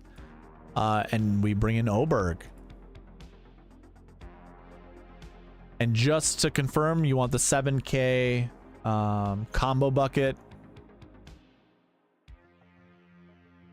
rule that I have written in there. Couldn't think of the damn word that I was looking for. We'll run it just to show you. I'm sure Kuchar's going to show up. And if Kuchar shows up, we just leave that.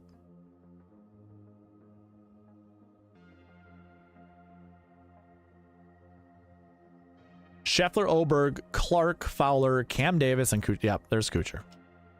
We knew it. We knew it. There we go. Ryan is back in. Ryan, I built you some lineups, man. Look at that name lit up in green with the red badge next to it. Scheffler, Oberg, Clark, and by the way, Ryan, you can go into other people's chats and use the emojis that come with that. I'm pretty sure you can. You get access to them. Scheffler, Oberg, Clark, McCarthy, Fowler. Do we like Fowler? No Fowler either. Perfect. Thank you. He's on top of the on top of his game.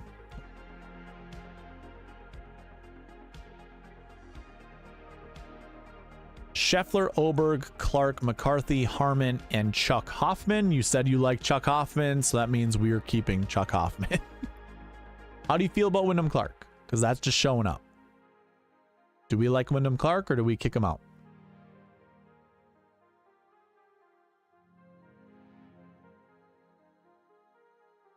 I'll run another one since Chuck Hoffman's going to get kicked out. Scheffler, Oberg, Clark. There we go. There's Clark again. McCarthy, Hosler, Taylor Moore. I don't really care for it.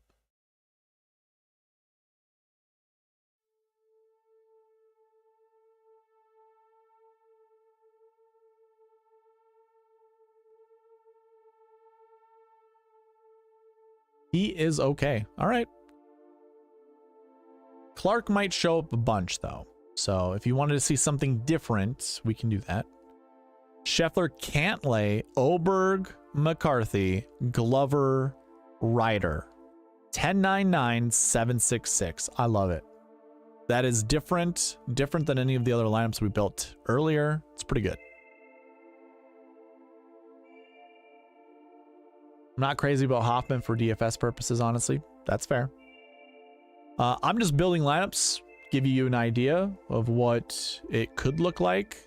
You can choose to use them or not. Does not matter. I like to save the ones I like because I might use them in contests that I choose. I can't tell you what contest to put your lineups in. That's against DraftKings TOS. I can build you lineups. I can build lineups on stream. Does not matter. I just can't tell you where to put them. You're high on Ryder? Cool. Scheffler, Oberg, Clark, McCarthy, Grillo, and Adam Svensson. I like that one because I'm not going to play a lot of Svensson, so I don't mind it. Let's bring back Ryder since you said you liked him. Who was in that lineup with Ryder? Glover? Let's kick out Glover. Otherwise, it's just going to continue to show up.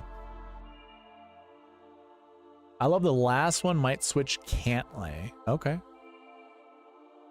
I don't care for this one. It's not bad. 1098-766. That's a good salary structure for winning GPPs. And maybe that's the lineup that you do it with. Scheffler, Cantlay, Oberg, Cam Davis, Brendan Todd, and Sam Ryder. So that's another good one with Sam Ryder. How about I bring back Sam Ryder and I kick out Cantlay? Maybe we can find a different lineup build that utilizes Sam Ryder without Cantlay. And then we do. That's pretty solid. 1098-776. Scheffler, Oberg, Clark, McCarthy, Harmon, Sam Ryder. It's pretty good. Pretty good.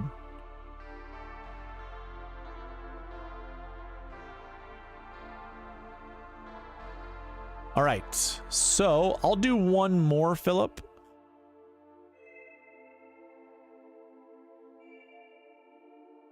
We'll do one more without Ryder in it. Nathan Johnson, cheers to you as well, sir. And good luck to you as well. Scotty, Ludwig, Byung-Hun An, Danny McCarthy, Harmon, and Grillo. Yeah, I like that one. That's a lot of McCarthy. Let's kick out McCarthy. Bring back Grillo and just see what it spits out.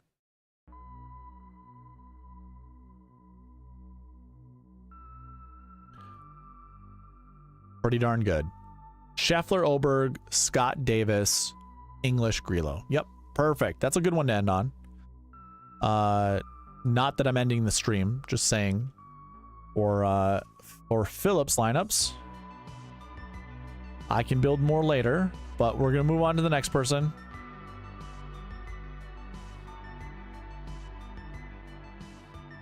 Which was MD. Need a lineup with Day, Kitayama, and Nikolai the Goat. Day, Nikolai, and Kitayama. So much Kitayama love tonight. So much. Philip, you are welcome, sir.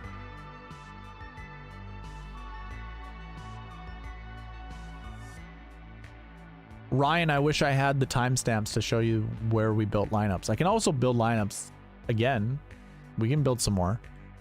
For UMD, we've got Scotty Scheffler, Wyndham Clark, Jason Day, Nikolai Højgaard, McCarthy, and Kitayama. It just works out.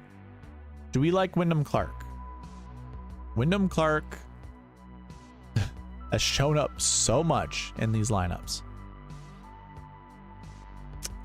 Let's see. I am going to... Well, let's kick out McCarthy, since we've seen McCarthy a ton in these lineups. So it shows McCarthy being owned in 50% of the lineups that I've built tonight. Now, if I'm building lineups on my own, I am not having that exposure to McCarthy. At most, I'll play him in 18%, but that's stretching it. 16 is probably the most that I would. So... Is Clark chalky this week? I have no idea. I have not gotten any feelers from anybody as to if anyone's going to play Clark. I don't mind Clark. I do want to see something, though, of Wyndham Clark. I think driving accuracy from him is going to be really important. And I'm not sure what that looked like at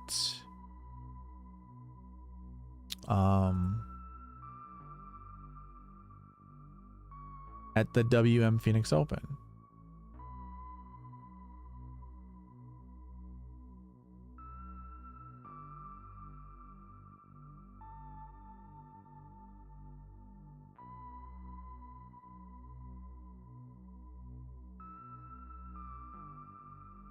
Oof.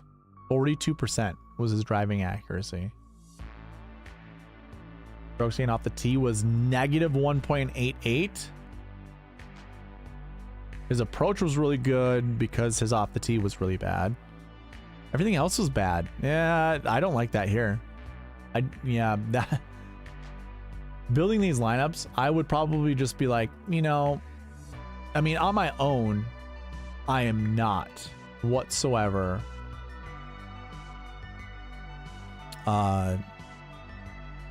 building around Wyndham Clark. Let's see. Philip goes, is there any way you can take what I won in drawing and use it to become a member on your end? I can't. I'd love to. I'd love to just be able to be like, oh, here's the $5 that I can just, you know, whatever. What I will say that is this. Actually, no, you wouldn't be able to do it that way. I was thinking you could go the desktop version of YouTube, like through Google, like if on your phone.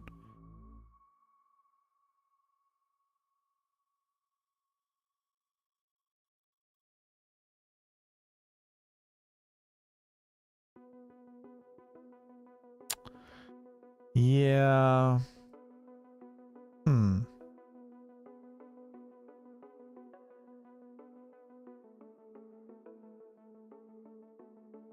It's weird because like on my phone, I think I can actually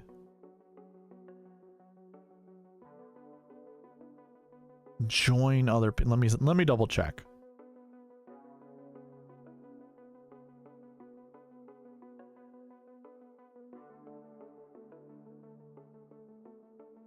Yeah. So I can I think through, yeah, I don't know why. So for me, I just went to a channel that I know has a join button, and I can on my phone join. But my YouTube is connected to my PayPal. So anything that I purchase on YouTube comes through my PayPal. So that's probably why I can do that. So if you have your PayPal connected to your YouTube, I think you could probably do it on any platform as long as Google knows that you go through PayPal. I'm not sure. Just my 2 cents. Let's see here. Ooh. Scheffler, Clark, Day, Højgaard, Chris Kirk, Kurt Kitayama. Like I said, I don't really care. Oh, did I already do that? Oh, Chris Kirk. Never mind. So I kind of want to kick out Clark. I'm sure now Adam Scott shows up upon a bunch. Schauffele, Cantlay, Jason Day, Højgaard, Matsuyama, Kitayama. I like that. I like the tongue twister that was. Schauffele, Cantlay, Day. So there's a rhyme there. Cantlay, Day. Matsuyama, Kitayama. Leaving 500 on the table, that's challenging. Do we kick out Cantlay or do we kick out Day? What would you like, MD? Cantlay or Day?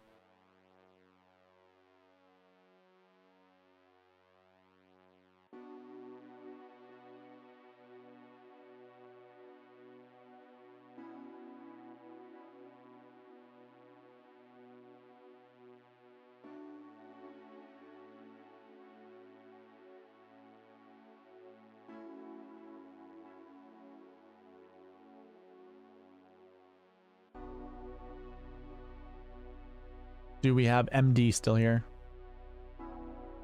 That's the best one you've seen all night except for Cantlay. Well, let's kick out Cantlay. I like that lineup. Oh, there we are. Yep, MD does want Cantlay kicked out. For anyone that comes across this and you might be behind in your stream or in the stream, make sure you see that live little you see the word live. You can click on live and it'll bring you to the most current part of the stream. It'll catch you up. You'll become current. That way you won't be too far behind.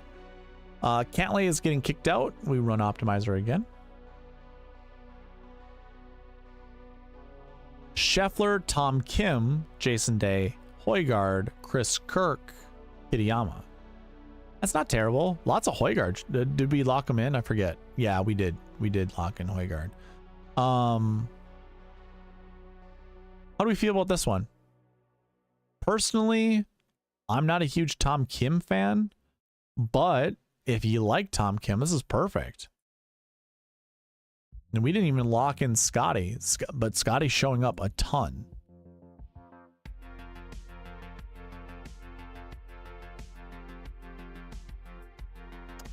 Philip goes, I don't think it's bad.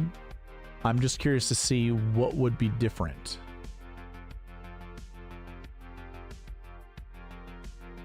With that one with Cantlay. So basically what all I would do is, I think the person, yeah, Kitayama was the lowest value. So he was trying to get kicked out by the optimizer, but we locked him in. So we already kicked out Cantlay. This is the next one that shows up. The one that we just saved. I'm going to kick out Tom Kim. Unless you tell me otherwise, we're going to run it like this.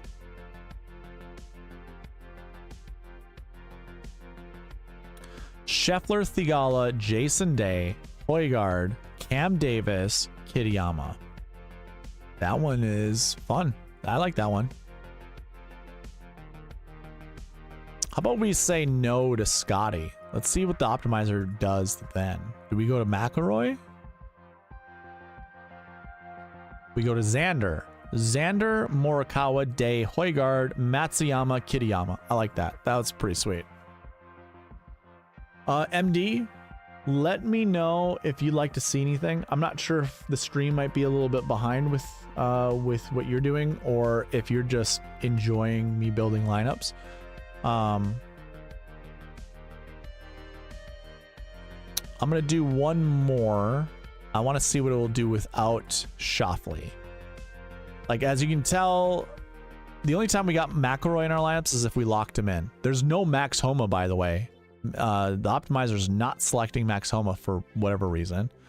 This one has Hovland, Oberg, Day, Højgaard, Matsuyama, Kitayama. That's too much money left on the table. I don't care for it, so we're going to run it back. Bump it up. And I'll do two more, and then we'll move on. Hovland, Homa, Day, Højgaard, Kirk, and then Kitayama. That's different. We like it. And there's our first Max Homa lineup, by the way. Those have all been good. Yeah, I like them too. And we need to kick somebody out. Let's kick out Kirk. We're really trying to bring in the other 7K golfers that we want to anchor around, like Taylor or Davis. Let's see, who else? Matsuyama, I suppose. So maybe Matsuyama shows up here. No, Cam Davis instead. So that same lineup, but with Cam Davis. That's pretty good. I don't mind that. I don't mind seeing the consistency. So if you were like building, you know, like, I don't know if you've ever heard of the cascading method of building lineups, but this is like a pretty good way of doing it. So you can see we already have two lineups, and this was built organically. The only differences are Cam Davis and Chris Kirk. So this would be a part of a cascade. If I were to then go here and say, how about we don't do Cam Davis, and see if it selects another golfer similar, that would be your third golfer in your cascade. And it did. It actually put in Matsuyama. So there you go. So this would be this right here is a natural way to cascade. You know, some people build it like this. So basically what would happen is this core would be the same. If you have no idea what cascading is, you would find 6 golfers, and let's pretend it's not these 3. Pretend we have a different 3. So basically you'd start with one lineup, and then from there you would switch out whoever's in this position, and then this position, and then this position, and then this position, and then this position, and then this position. So you will always have someone different, and it'll be usually someone above the price tag that that golfer is and below the price tag that golfer is. So this is called cascading, and you have that natural effect right here. So, you know, you got your core right here, and then this is your cascade. And I'll kick out Matsuyama, and we'll see if we break it. Maybe we get the same 5 golfers, and this would, I guess this would be a true cascade. is if Matsuyama gets replaced by somebody and doesn't really. Instead, we get McIlroy Fleetwood. That's different with Taylor. That's great.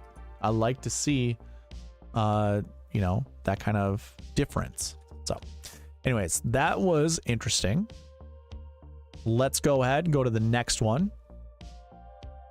So that was MD. I needed to line up with Day, Kitayama. See, as I scroll down. Uh-oh. I lost my spot. It's funny. I hear people that stream say that exact same thing. It happens. You just start scrolling and then it just shoots you straight down to the bottom.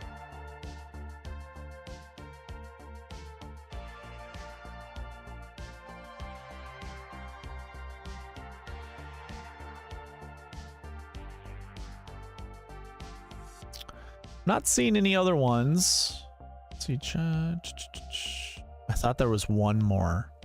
Someone came in and asked for a lineup.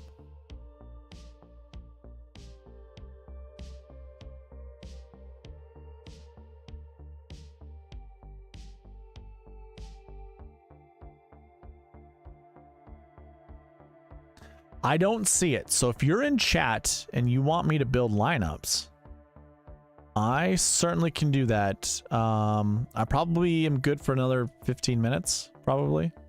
And then we'll probably think about dropping. So yeah, if you have any other, well, in the meantime, actually, before, well, first of all, if you have any other topics of conversation you'd like to go over, we can talk about them now. We can also build more lineups if you've got different combos. I can also build lineups if you'd like me to, of what my thoughts are, who I want to anchor around. I can do that. But in the meantime, let's do one last roll call. So if you are in chat, let's see, what do we want to say?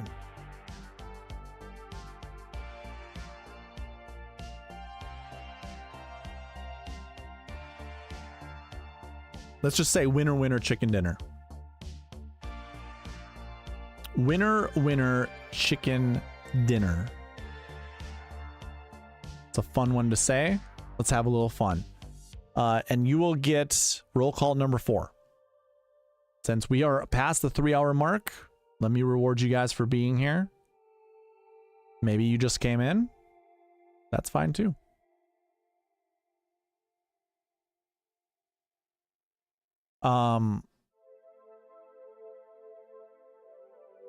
There we go, Nathan.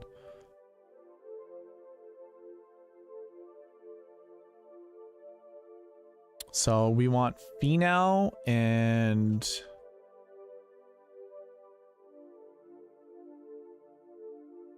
Zalatoris. That is very, very interesting.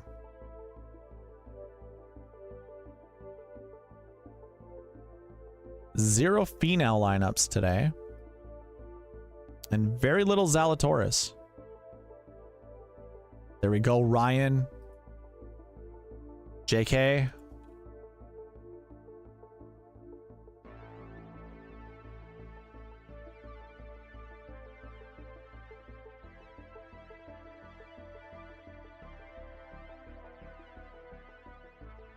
All right, so Finau and Zallyman. The Zallyman.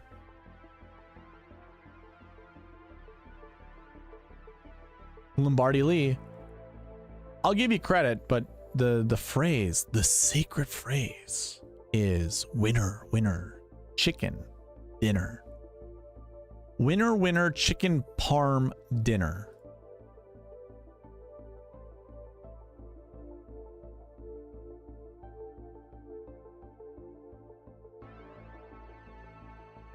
That first lineup is very balanced. Wow. Oberg, Finau, Clark, Scott, Zalatoris, Denny McCarthy.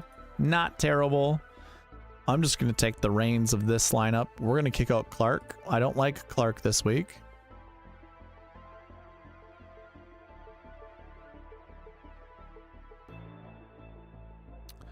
Cantlay, Oberg, Finau, Zalatoris, McCarthy, and Harris English. Like that one. English is getting the boot.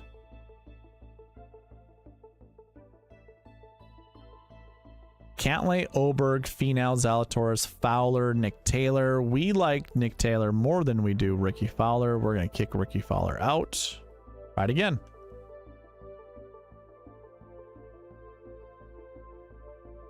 Cantlay, Finau, Scott, Zalatoris, Cole, McCarthy. I don't mind it, but I don't want Eric Cole either. Should have had that leaderboard up still. I wanted to see what Eric Cole's driving accuracy was at WM Phoenix Open. Let me see the AT&T Pebble Beach as well.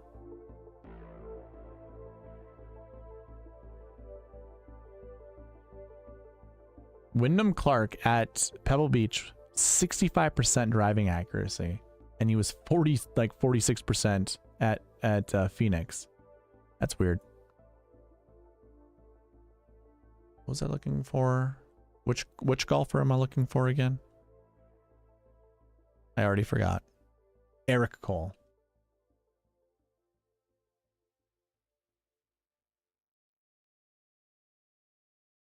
Cole hit the fairway 69% at Pebble.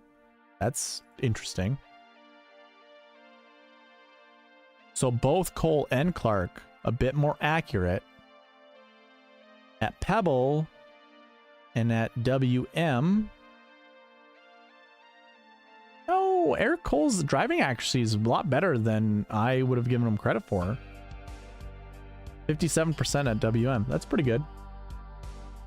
Whereas, you know, Wyndham Clark was like 46%.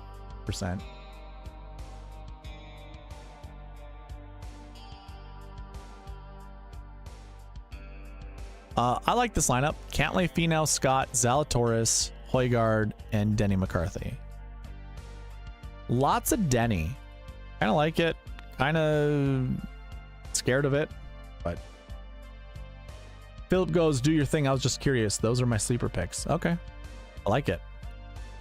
Cantlay, Oberg, Finau, Zalatoris, Harman, Nick Taylor. That's a pretty good lineup too. All right.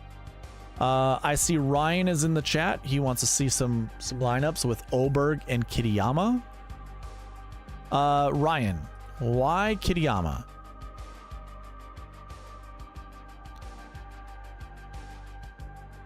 Was that also your first lineups that you wanted?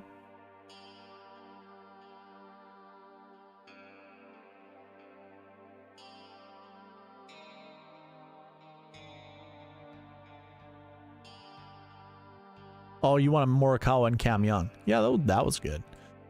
Okay, so here, let's put this up. Cantlay, Oberg, Clark, Scott, McCarthy, Kitayama. It's pretty good. I'm going to kick out Clark. I don't want Clark.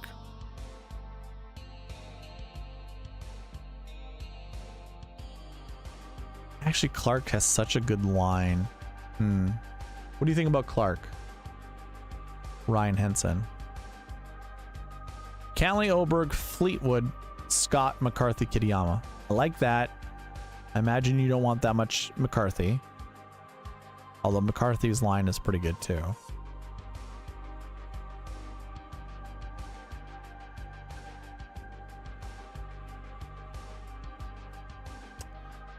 He's in top, sleeper, and high in course fit. Okay.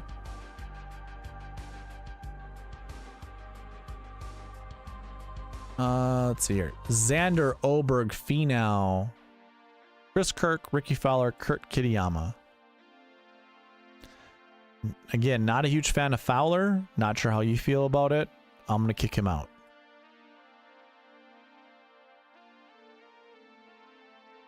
Yeah, Philip, the reason why it's giving us a lot of McCarthy is the rule that I have in place right here, the 7K combo bucket rule.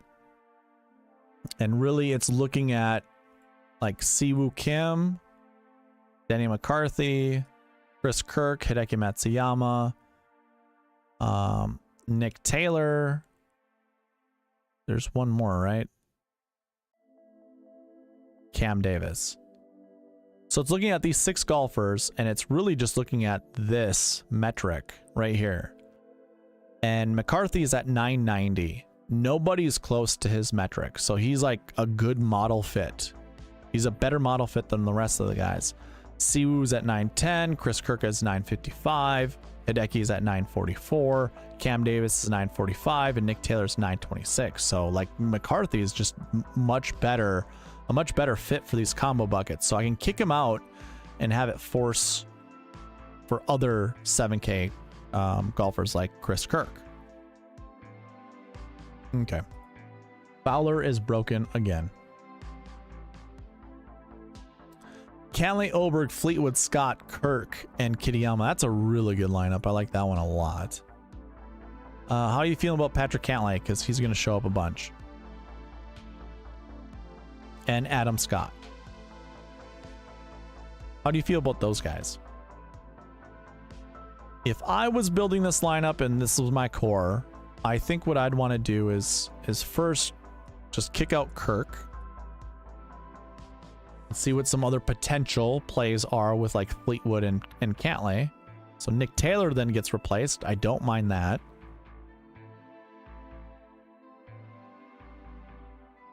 Cancel Cantlay. Okay.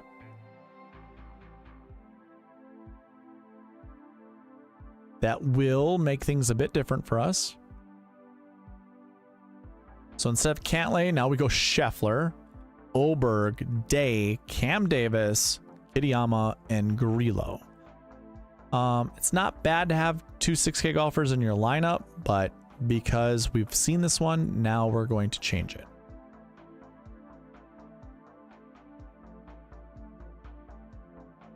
Scotty Scheffler, Oberg, Adam Scott, Cam Davis, Harris English, and Kitayama. That's pretty good. We like that lineup. Let's see here. Let's kick out. Who would you like kicked out? Harris English or Cam Davis? I'm going to guess English. You tell me if I'm wrong. I'll build another one. You hate penguin feet? Or happy feet? Yeah, I get it.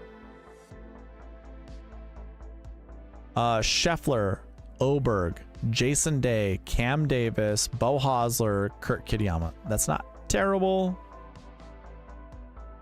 He wants Davis kicked, so we shall kick Davis. I'm going to kick Davis and what? Bring back English? Was that what it was?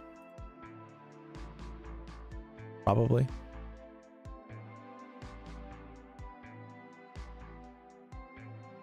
Scheffler, Oberg, Scott, Taylor, Kitayama, Kuchar.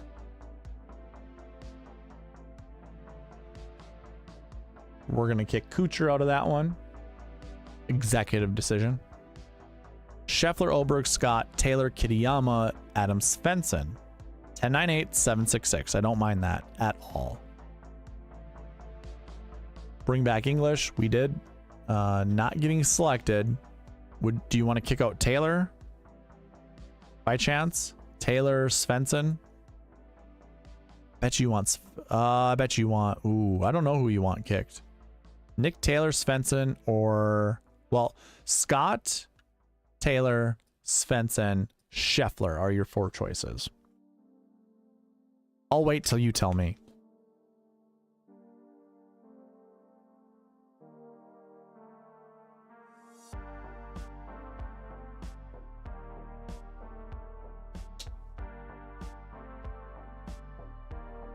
Oh man, I am craving a plate of nachos. That's what I'll be doing, stuffing my face of nachos when I get done with this. Don't care if it's unhealthy this late at night. I'm starving. Hovland, there we go. We get out of Scheffler country. We go to Hovland, Oberg, Scott, Day. So we got our Aussie mix there. Matsuyama, Kitayama. We all know I like the Matsuyama, Kitayama connection. We're doing it. I like it a lot. Philip, that's a good question. So what I like to do, basically, here, I'll show you. I will bring it up. That way you can actually see. Here's my WM Phoenix Open DK lineups. I save all of my lineup builds. So basically what I'll do, if I've got some good money in my account, I will do something like this. I don't necessarily, unless I've got money in my account, I don't really like, this is a league lineup. I like doing the Nagels thing. I'm up money in this contest for life. I've won it 4 times, $450 each time. So that is $1,800 that I've won just from this contest. Do your math, $5 a week. I won't hit $1,800 for like a few years. So and he's not doing this anymore after he gets rid of his 20 golf balls. So I like that one. I do the Pat Mayo thing every once in a while, and my lineups are completely random. And sometimes if I got the money, I'll do a $25 thing, but it's these winner take alls. These are duplicate lineups. So I didn't want to win 1K. I wanted to win 2K. And I actually had a lineup that got up to 4th in one and 7th in the other because they're the same. I don't know which one it was out of these. Actually, I think it was the JT, Sam Burns, Hideki, Dietrich, Taylor Moore, Billy Horschel lineup. I think this one got up there pretty close, sniffing first place, until Charlie Hoffman and Nick Taylor kind of ran away with it. But I'll do 40 mini maxes usually. This is 41. I just like 41 better than 40 as a number. Quarter arcade, I'll max this out. And I literally just put my crappiest lineups in the quarter arcade, and also the dime time, which is down here. Dime time, whatever I think is just bad, like Ryan Fox, anything that has Ryan Fox in it, I'll put down there. Yeah, I'm torn, like just whatever. And then my best strategy are these winner take alls for 25 cents. And if you can tell, I'll create a lineup and then I duplicate it and I put it in a different contest ID. You can see this is a different contest ID than this one. So if this lineup does well, I'll win in both of those contests. There have been times where I don't. Someone comes into the contest and has a better lineup than me, but I win in the other contest. So I only get 50 bucks. My goal is whatever money that I put in for the week. So you see how this is $50 to first? If I'm only putting $50 in for the week, if I only put 50 bucks in for the week, then I'll only make one lineup each. You know, I won't double up. But last week I put $119 in, so I wanted to win 100 bucks back if any of these lineups hit. That's my whole goal, is to win my money back in the hopes of hitting, like, win my money back or hit big in one of these lineups. $15 or $25. So that's my whole goal. And then this is another lotto ticket right here. Win $1,000 that'd be great. And then this is also another kind of lotto ticket. I don't double up on this, but this is what, 10 bucks? Or no, this is $20, 50 cents to put 41 lineups in here. This right here is this is $10, this is $20, so that together is 40. And obviously you can see this. I'll always do these. I won't always do those. So that's 48. So we're close to 50. And then all these 25-cent things down here probably get it up to 70 bucks most likely. So I'm probably putting $70 in a week. I'm currently up $600 for the year, because I keep track of that as well. And we've withdrawn $600. So we are currently playing with house money on DraftKings for the time being. I am down to $0 in my account right now, so hopefully we win some money this next week or this week. I think I will. I think this this type of event with a limited field event, I'll win my money back. Pretty easy. Get into Showdown Hoedown 5 max. No, thank you. So like $5 contest is a very big consideration for me. if they're not winner take alls like you saw the Nagels Bagels thing, I will not enter it. In a $5 contest, what I'd really want out of my $5 contest is to at least 100, get close to 100 timesing my entry for first place. Like, I don't want to spend $5 to win 10. I don't want to spend $5 to win 20. I don't want to spend $5 to win 50. I don't. That's not enough money for me. I would much rather play 25-cent contests for $50 because that's low risk. And I'm pretty good at building lineups, so I'd much rather be in those contests than like $5 contests for, you know, 20%. Like, I don't like, to me, I am not a fan of what DGen75, what his whole goal is. I don't care. That's not how I'm playing DFS golf. Like, I don't want the 20% to first place bullshit. I want 50% to first place or 100% to first place. That's what I want. Like, if what I intended to do, or what I intend to do once I build a website is, once I get everything off the ground running, I will be hosting $1 winner take all contests, 100-man field. So you would win, and hopefully it'd be like no rake. That'd be great. But $1 to win 90, that's where I'm at. I'd like that. Give me that. $1 to win 90 bucks. It's only $1. You're only putting $1 in to hopefully win 90. And then you can enter 89 more of those contests to try to win 90 more dollars. And how I look at it. Okay. Let's see here. This is a good lineup. Ryan, did you tell me whether or not you wanted a different lineup than this? I really like that lineup. So, like, for instance, this lineup here, the one that's on the screen, this is a perfect lineup to put into one of those low participation contests, like low as in 100 men, or like, I'd say like 250 and less. 250 people or less, that'd be great to put a winner take all like this into a winner take all. Like those quarter ones I was just showing you, that's where I put this lineup. Philip goes, different strokes for different folks. That's why I like listening to different channels, so I can see different strategies, because honestly I'm still developing my process. That's perfect. Yeah, absolutely.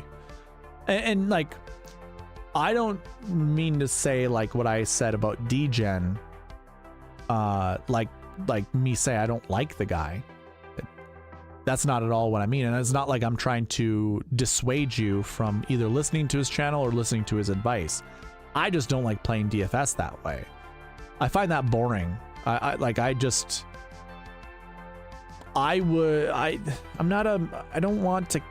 cash games. I don't like, and I don't have a lot of money. Like, I don't have a lot of money to put towards, you know, build. Like, I was very disciplined early on. I'd only play $20 to $25 worth of contests, and I tried to max it. I actually have I have a tweet somewhere out there. Let me try to find it. The tweet had,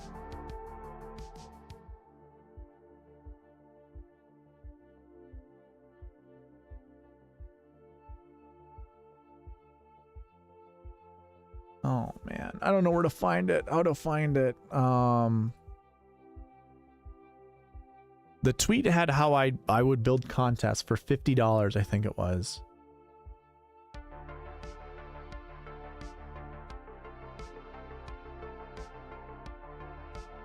See if I can find it. I hope to find it.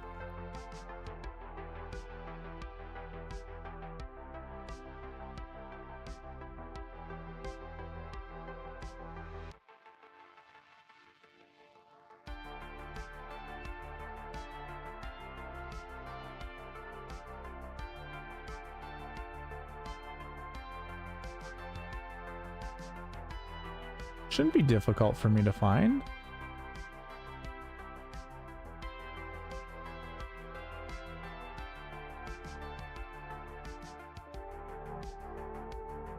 Or maybe it will be difficult for me to find.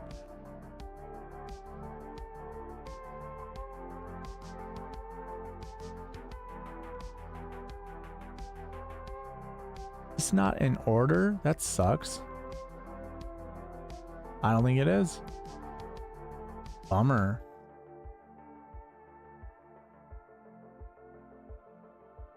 I had these screenshots of different ways of building contests. Or not so much building contests, but like trying to win your money back. That sucks.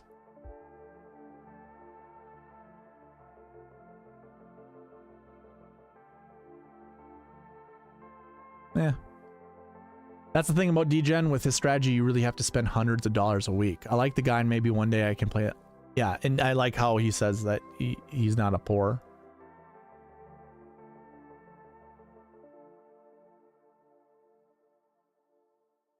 I mean, it's good. It's great to have diversity in everything, because it gives you different perspectives, kind of like what you're talking about. One thing that I absolutely despise, that I just don't like, is when people talk in definitives, like this is absolutely true. Like if you do it, or doing it this way, you will absolutely be successful, or you would be stupid if you do it any other way. It's not my cup of tea. I mean, I am very, don't get me wrong, I'm very polarizing like that. But it's only when I know my information. Like if we're talking about agronomy and I'm listening to bullshit from all over the place, I went to school for that. Like I went to school for golf course management. There's no way you're gonna convince me. Like when I know you're wrong, I'm gonna call you out. I'm gonna say you're wrong. Ooh, I found it. Found the tweet.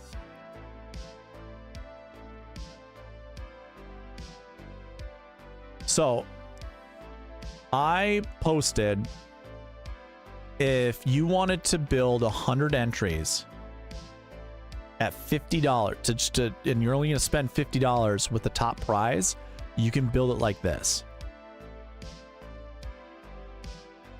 So basically it's 100 entries, 20 in the dime time, 20 in the quarter arcade, and then 30 in the mini max. That gives you 70. And it's what? 2, 4, 6, 8, 10, 12, 14, 16, 18, 20. So that gets you to 90, 92, 94, 96, 100. 4 drive the green. So you get 4 tickets, and that's going to cost you $50. And no contest in here is first place less than $50. So what you're really trying to hope for is these little winner take alls, you get your $50 back that way. But quarter arcade, you could win first place and get 100, or no, 250 would be top prize in the quarter arcade, 100 for the dime time. I've gotten like 4th in the dime time. I think that's worth $25 or something like that. So I've gotten close. That's wonderful. So that's one way to build 100 entries. You wanted to build 122 entries, you would just add one more lineup to the winner take all, a couple more lamps in the minimax, and obviously you wouldn't do the drive the green. And then I have these league contests, like this is the Nagels Bagels, and this is my other league contest. So you could do 122 entries that way. That'll cost you $50.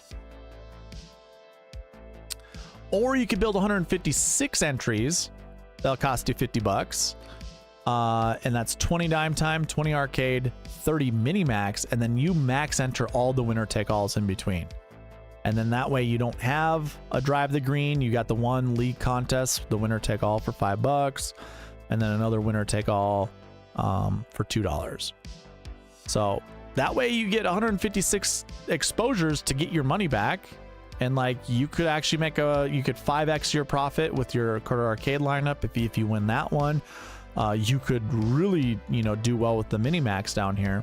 It's just a cheap way of playing DFS, DraftKings.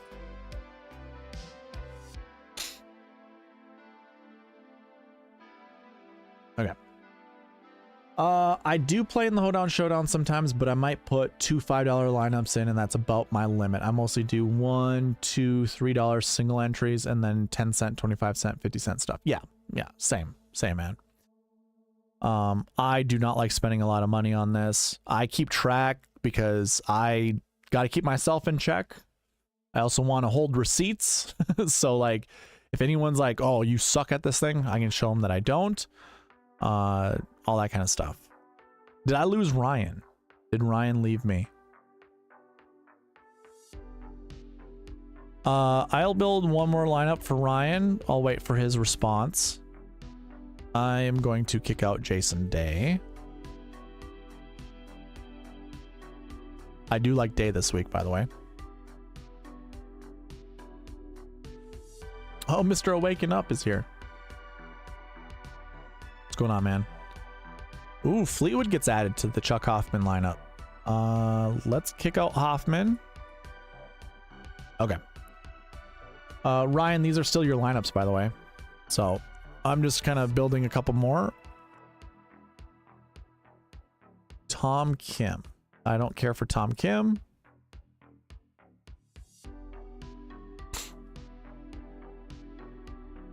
Probably gonna call her quits in like 5 minutes.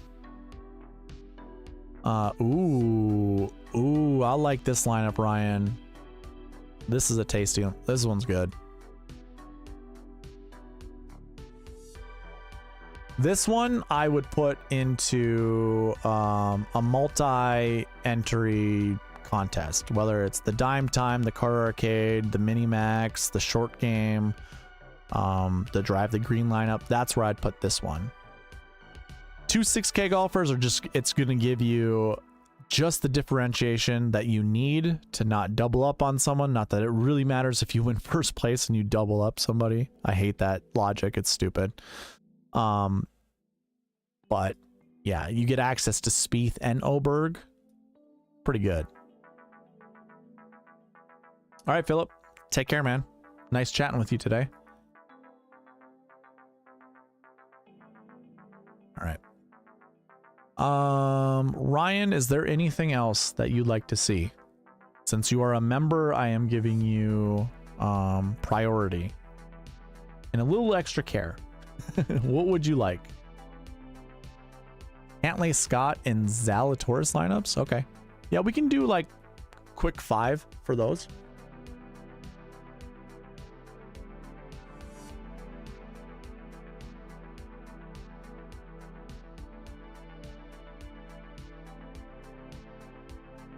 Ryan is good.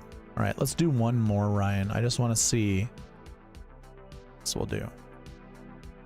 And then we can get to total lineups of 69 if it's good. I don't hate it. There we go. We got 69. Ryan, this is the 69th lineup. You better play this lineup. Let's see here. Cantlay, Scott, and Zalatoris. Interesting enough, no JT. I actually don't really like JT with paired up with Tiger. Like he's playing with Tiger Woods, and I think that just screws with him.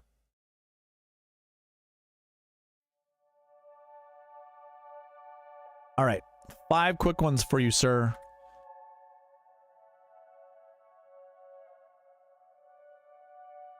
It's a pretty good one.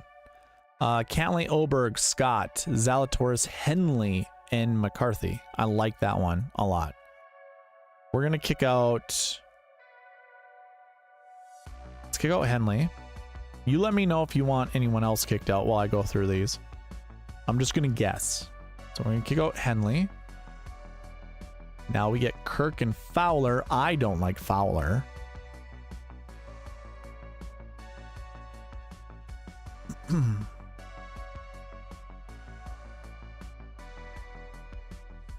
McCarthy and Kirk. I'd rather one or the other. So how about this? Let's kick out Kirk. McCarthy's going to show up a lot, by the way. And if you don't like Oberg, I can kick out Oberg, but I think Oberg's pretty decent. Ooh, JT Poston. Look at these like balanced lineups. By the way, balance this week for this event has shown up to be pretty decent. A decent strategy. Let's see here. Let's kick out McCarthy.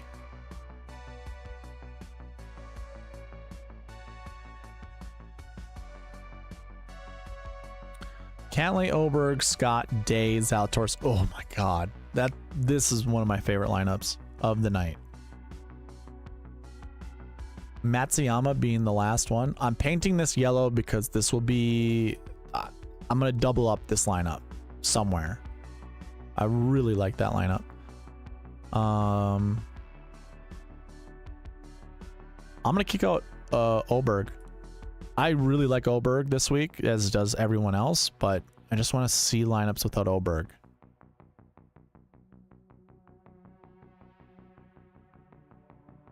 Hovland, Cantlay, Scott, Zalatoris, Harmon, Cam Davis. That's not terrible. I like it. And Cam Davis gets the kick, and we'll see who else shows up. Nick Taylor, Cantlay, Cam Young, Clark, Scott, Zalatoris, Nick Taylor. Interesting. Taylor's going to get the boot. We might break it. I think we're going to break it. Ooh, Siwoo Kim. Okay. I'm going to bring back Siwoo Kim. I'm going to kick out Clark.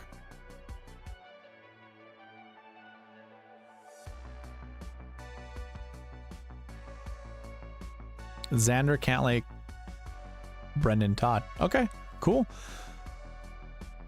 These were all very interesting lineups. I really like this one. It's different. Siwoo.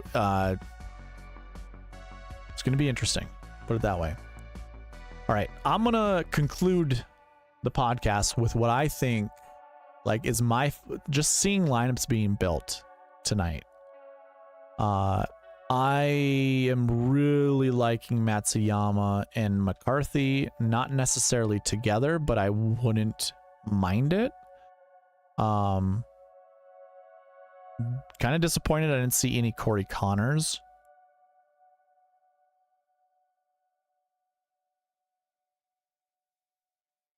Let's see here. You're welcome, Mr. Waking Up. You are welcome. Since we haven't seen any JT lineups, I just want to see what the best JT lineup is.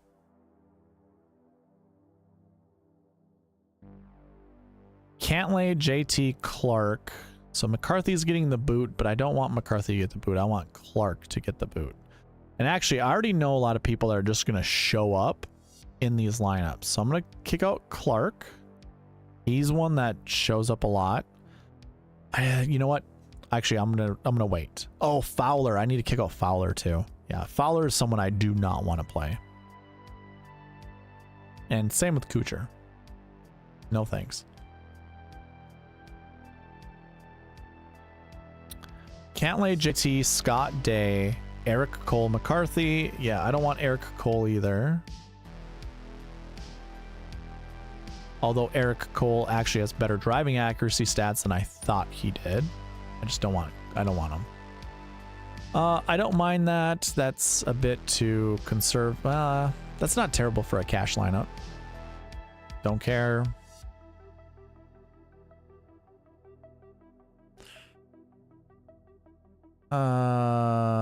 Yeah.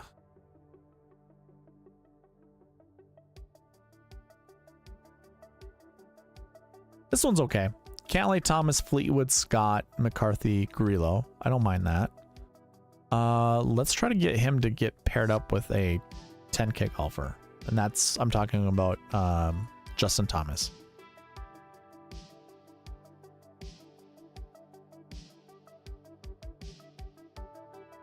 I mean, I like it.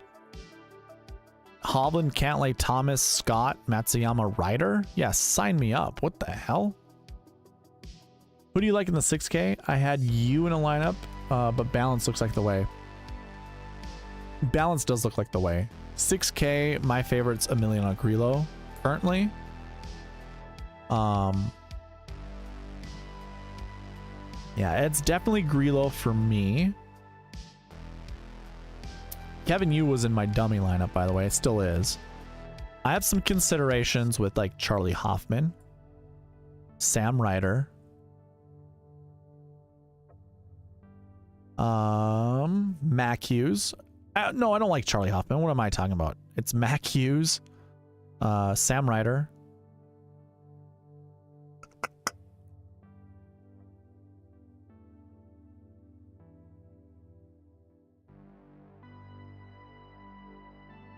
I actually don't mind Lucas Glover, by the way.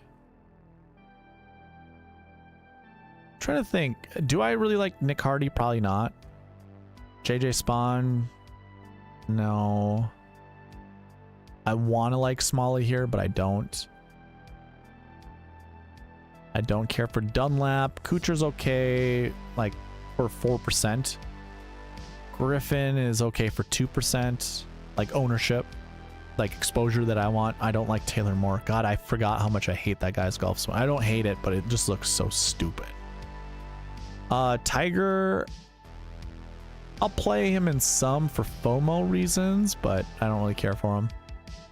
Svensson, List I'll play in like 2 to 4%. Putnam I'll play 2 to 4%. Hoagie, I don't mind Hoagie. I'll play him in like 4 to 6%. Seabez, yeah, I'll probably play him somewhere between 2 to 6%. Shank, I don't really care for this week. I don't care for Taylor Montgomery. Don't care for Brendan Todd. Actually, Brendan Todd I'd play somewhere between 4 to 6%. Same too with Pat Rogers. Relo would probably be the only guy I'd do like 6 to 8% in the 6K range. Kitayama, everyone in this chat tonight has loved Kitayama. I'm not big on Kitayama this week.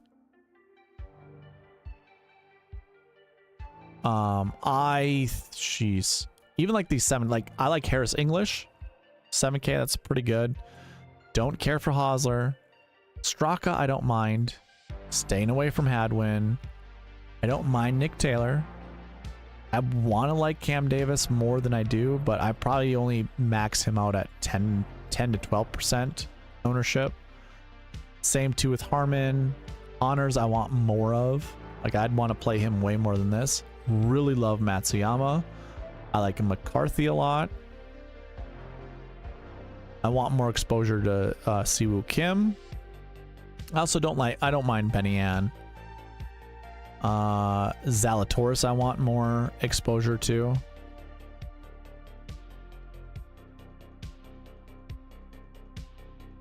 Probably staying away from Sung Jae. These are like gross buckets to play him out of. I do not want any Sung Jae.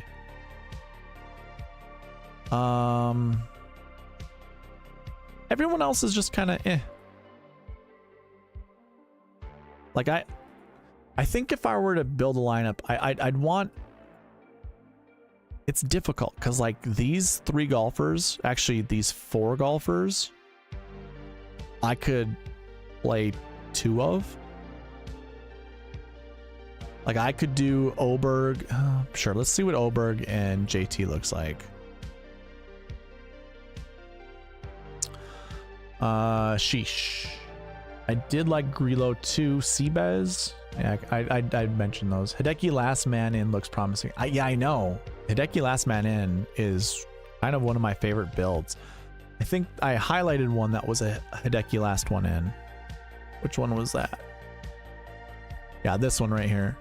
Cantlay, Oberg, Scott, Day, Zalatoris, and Matsuyama. I think I built that one for you, right? Yeah, that one I really like.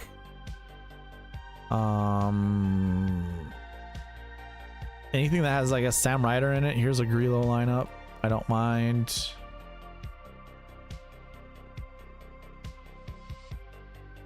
Another Grillo lineup. Yeah, I don't know.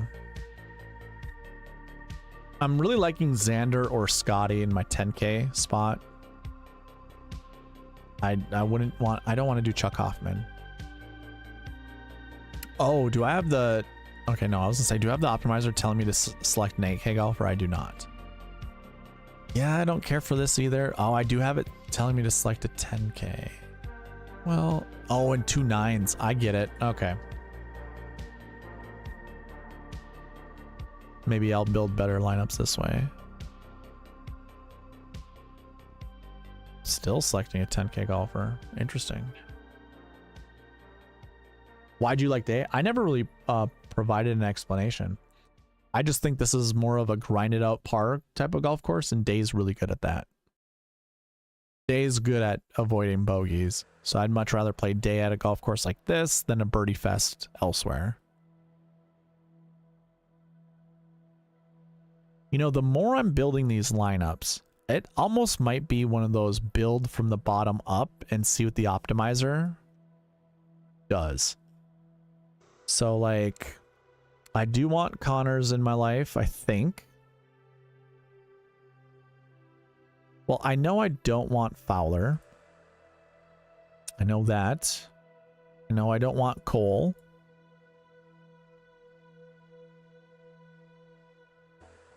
I think I like Zalatoris a lot. I think I like him a lot.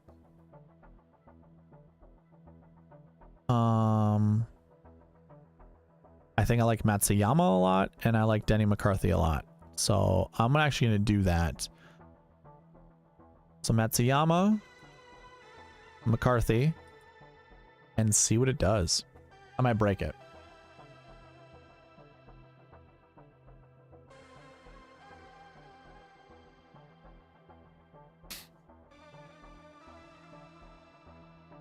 It's not bad. Cantlay, Oberg, Thigala. Okay. I don't mind it. Probably kick out Thigala. It's kind of crazy. Cantlay, Oberg again. Cam Young. Holy moly.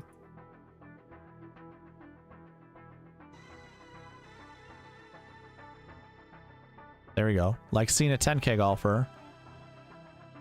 Scotty. Oh, I don't like Wyndham Clark.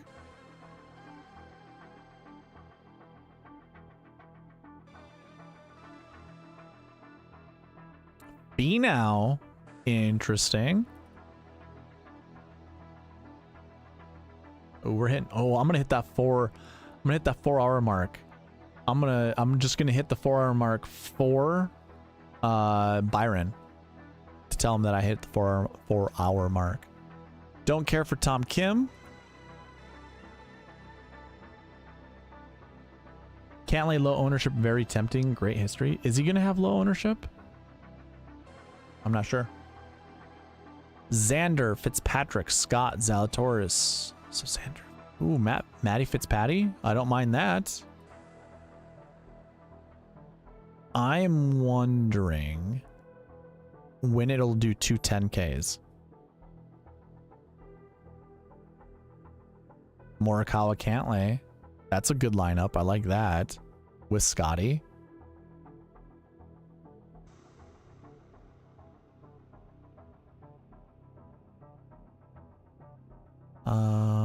I need to kick. Let's. If I kick out Scott, I bet you it breaks. I have a feeling this is gonna break. There we go. It grabs a 6K golfer. I like that. That's good.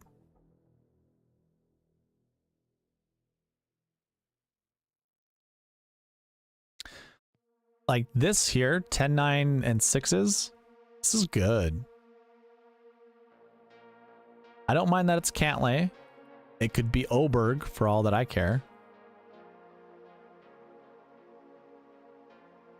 There we go. Ooh, and oh yeah, Sammy Burns is another guy that I want in my life. Okay, so let's do Sammy Burns. And let's kick out Cantlay. Although that's a pretty sexy lineup. Did we save it? Oh, not yet. That's a really sexy lineup. Ludwig and then Tommy. Eh. Not terrible. Don't really care. Jordo gets added. Okay. Come on. Xander, Burns, J-Day. Okay. That's another good one. I'm going to kick out J-Day. It's probably going to put Sung Jae now. God, it does not like the 6K range. My optimizer does not like the 6K range. Xander burns Sung Jae, of course. So now we kick out Sung Jae. All right, optimizer, you got no choices now. All right. Scotty and Burns with Zali, McCarthy, Matsuyama. With all these 6K golfers. Oh, it can give me Grillo. Why is it not giving me Grillo? Do we have him kicked out? I mean, I like Rogers. So I'll actually, yeah, we can save that one. Why is it not giving me Grillo? It must not like, oh, Rory. Shoot, I didn't save that, did I? I did not save that last one.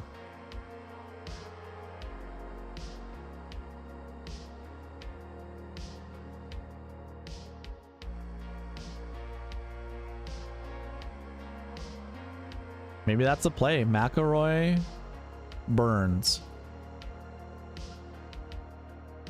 There's Kitayama, sure. Since it's organic and we didn't choose Kitayama, sure, why not?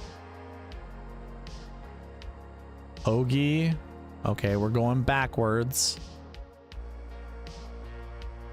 I'm so interested why it's not selecting Grillo. He's in group 7. Who else is in group 7? Nobody that I'm having it select. Luke List? Okay, interesting. I bet you we break it if I do this.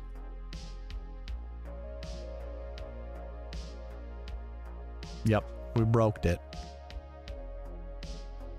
Interesting. So weird that it's not selecting anyone down here.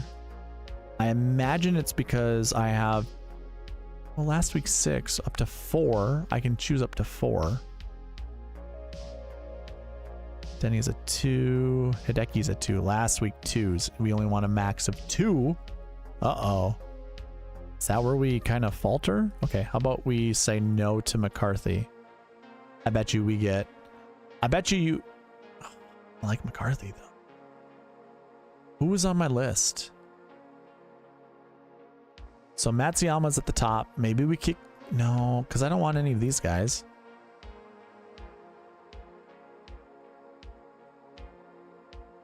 Kick out McCarthy for maybe Kirk or Taylor, or just have McCarthy in there.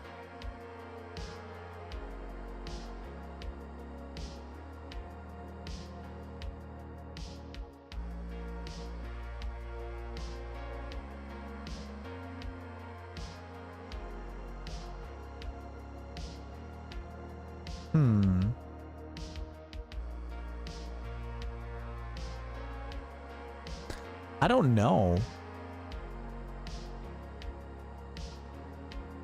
I'm cool with Kirk. I'm cool with Nick Taylor. I guess subbing out Denny McCarthy. Okay. Yeah, that's fine.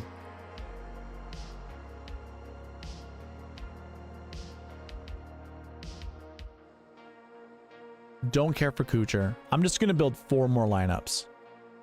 So here's one. I don't care for Harmon. Can I just slot in Corey Connors? Why is it not selecting Corey Connors? Okay, it breaks.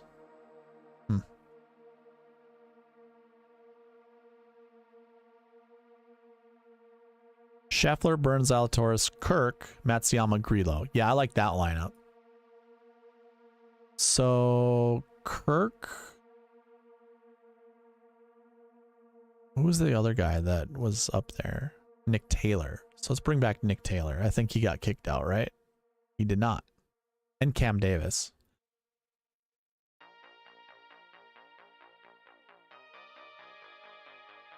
Okay. This is a fun lineup also. Yeah, so I think those are my lineups.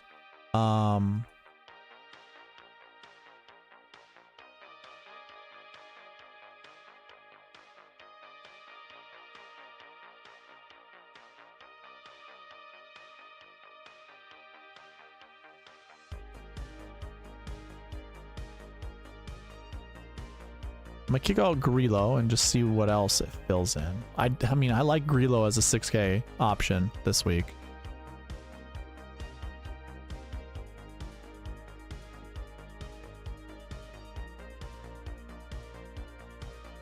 Look at this. It actually selected JT without me trying. I like that lineup. Add in Russell Henley. Okay. Hey, man. God, I don't want to trust Hideki Matsuyama this week. Now we get Homa. I like it. 87. Lineup 87. Is this our winner? Nah, it's not Hosmer. It's not Brendan.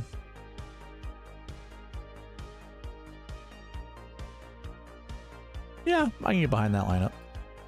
Okay, that's it. We're done. 4 hours, 5 minutes. We're done. Oh, man. Well, for those that have stayed this long, I'll give you guys another opportunity to get a roll call, and it'll be worth 2. I'll give you guys 2. Being here this whole time, 2 free entries into the giveaway. Just say, how about this? Let's end it with good job. Now, why do I feel like JT will get his win with Tiger?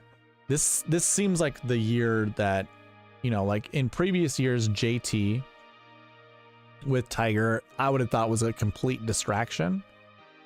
I do think JT's leveled up with his confidence in golf, and I think he can play with the Tiger crowds. And I think he's going to actually revel in it this week.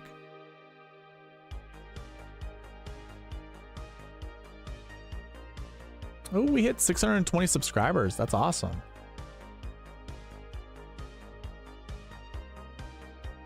All right. 2 free entries into the giveaway by just saying good job. We are going to end the stream.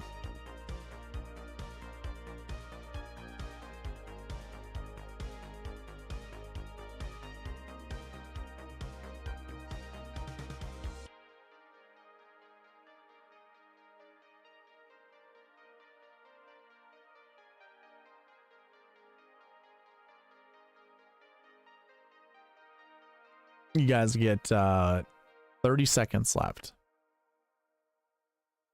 And if not, so be it.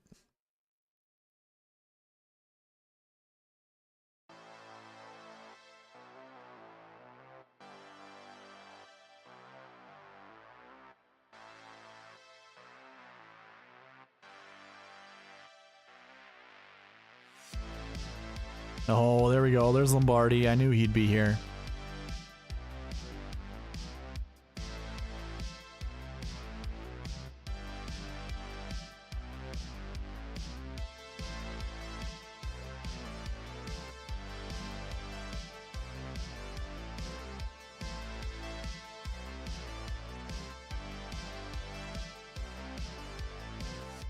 Hey, thank you all.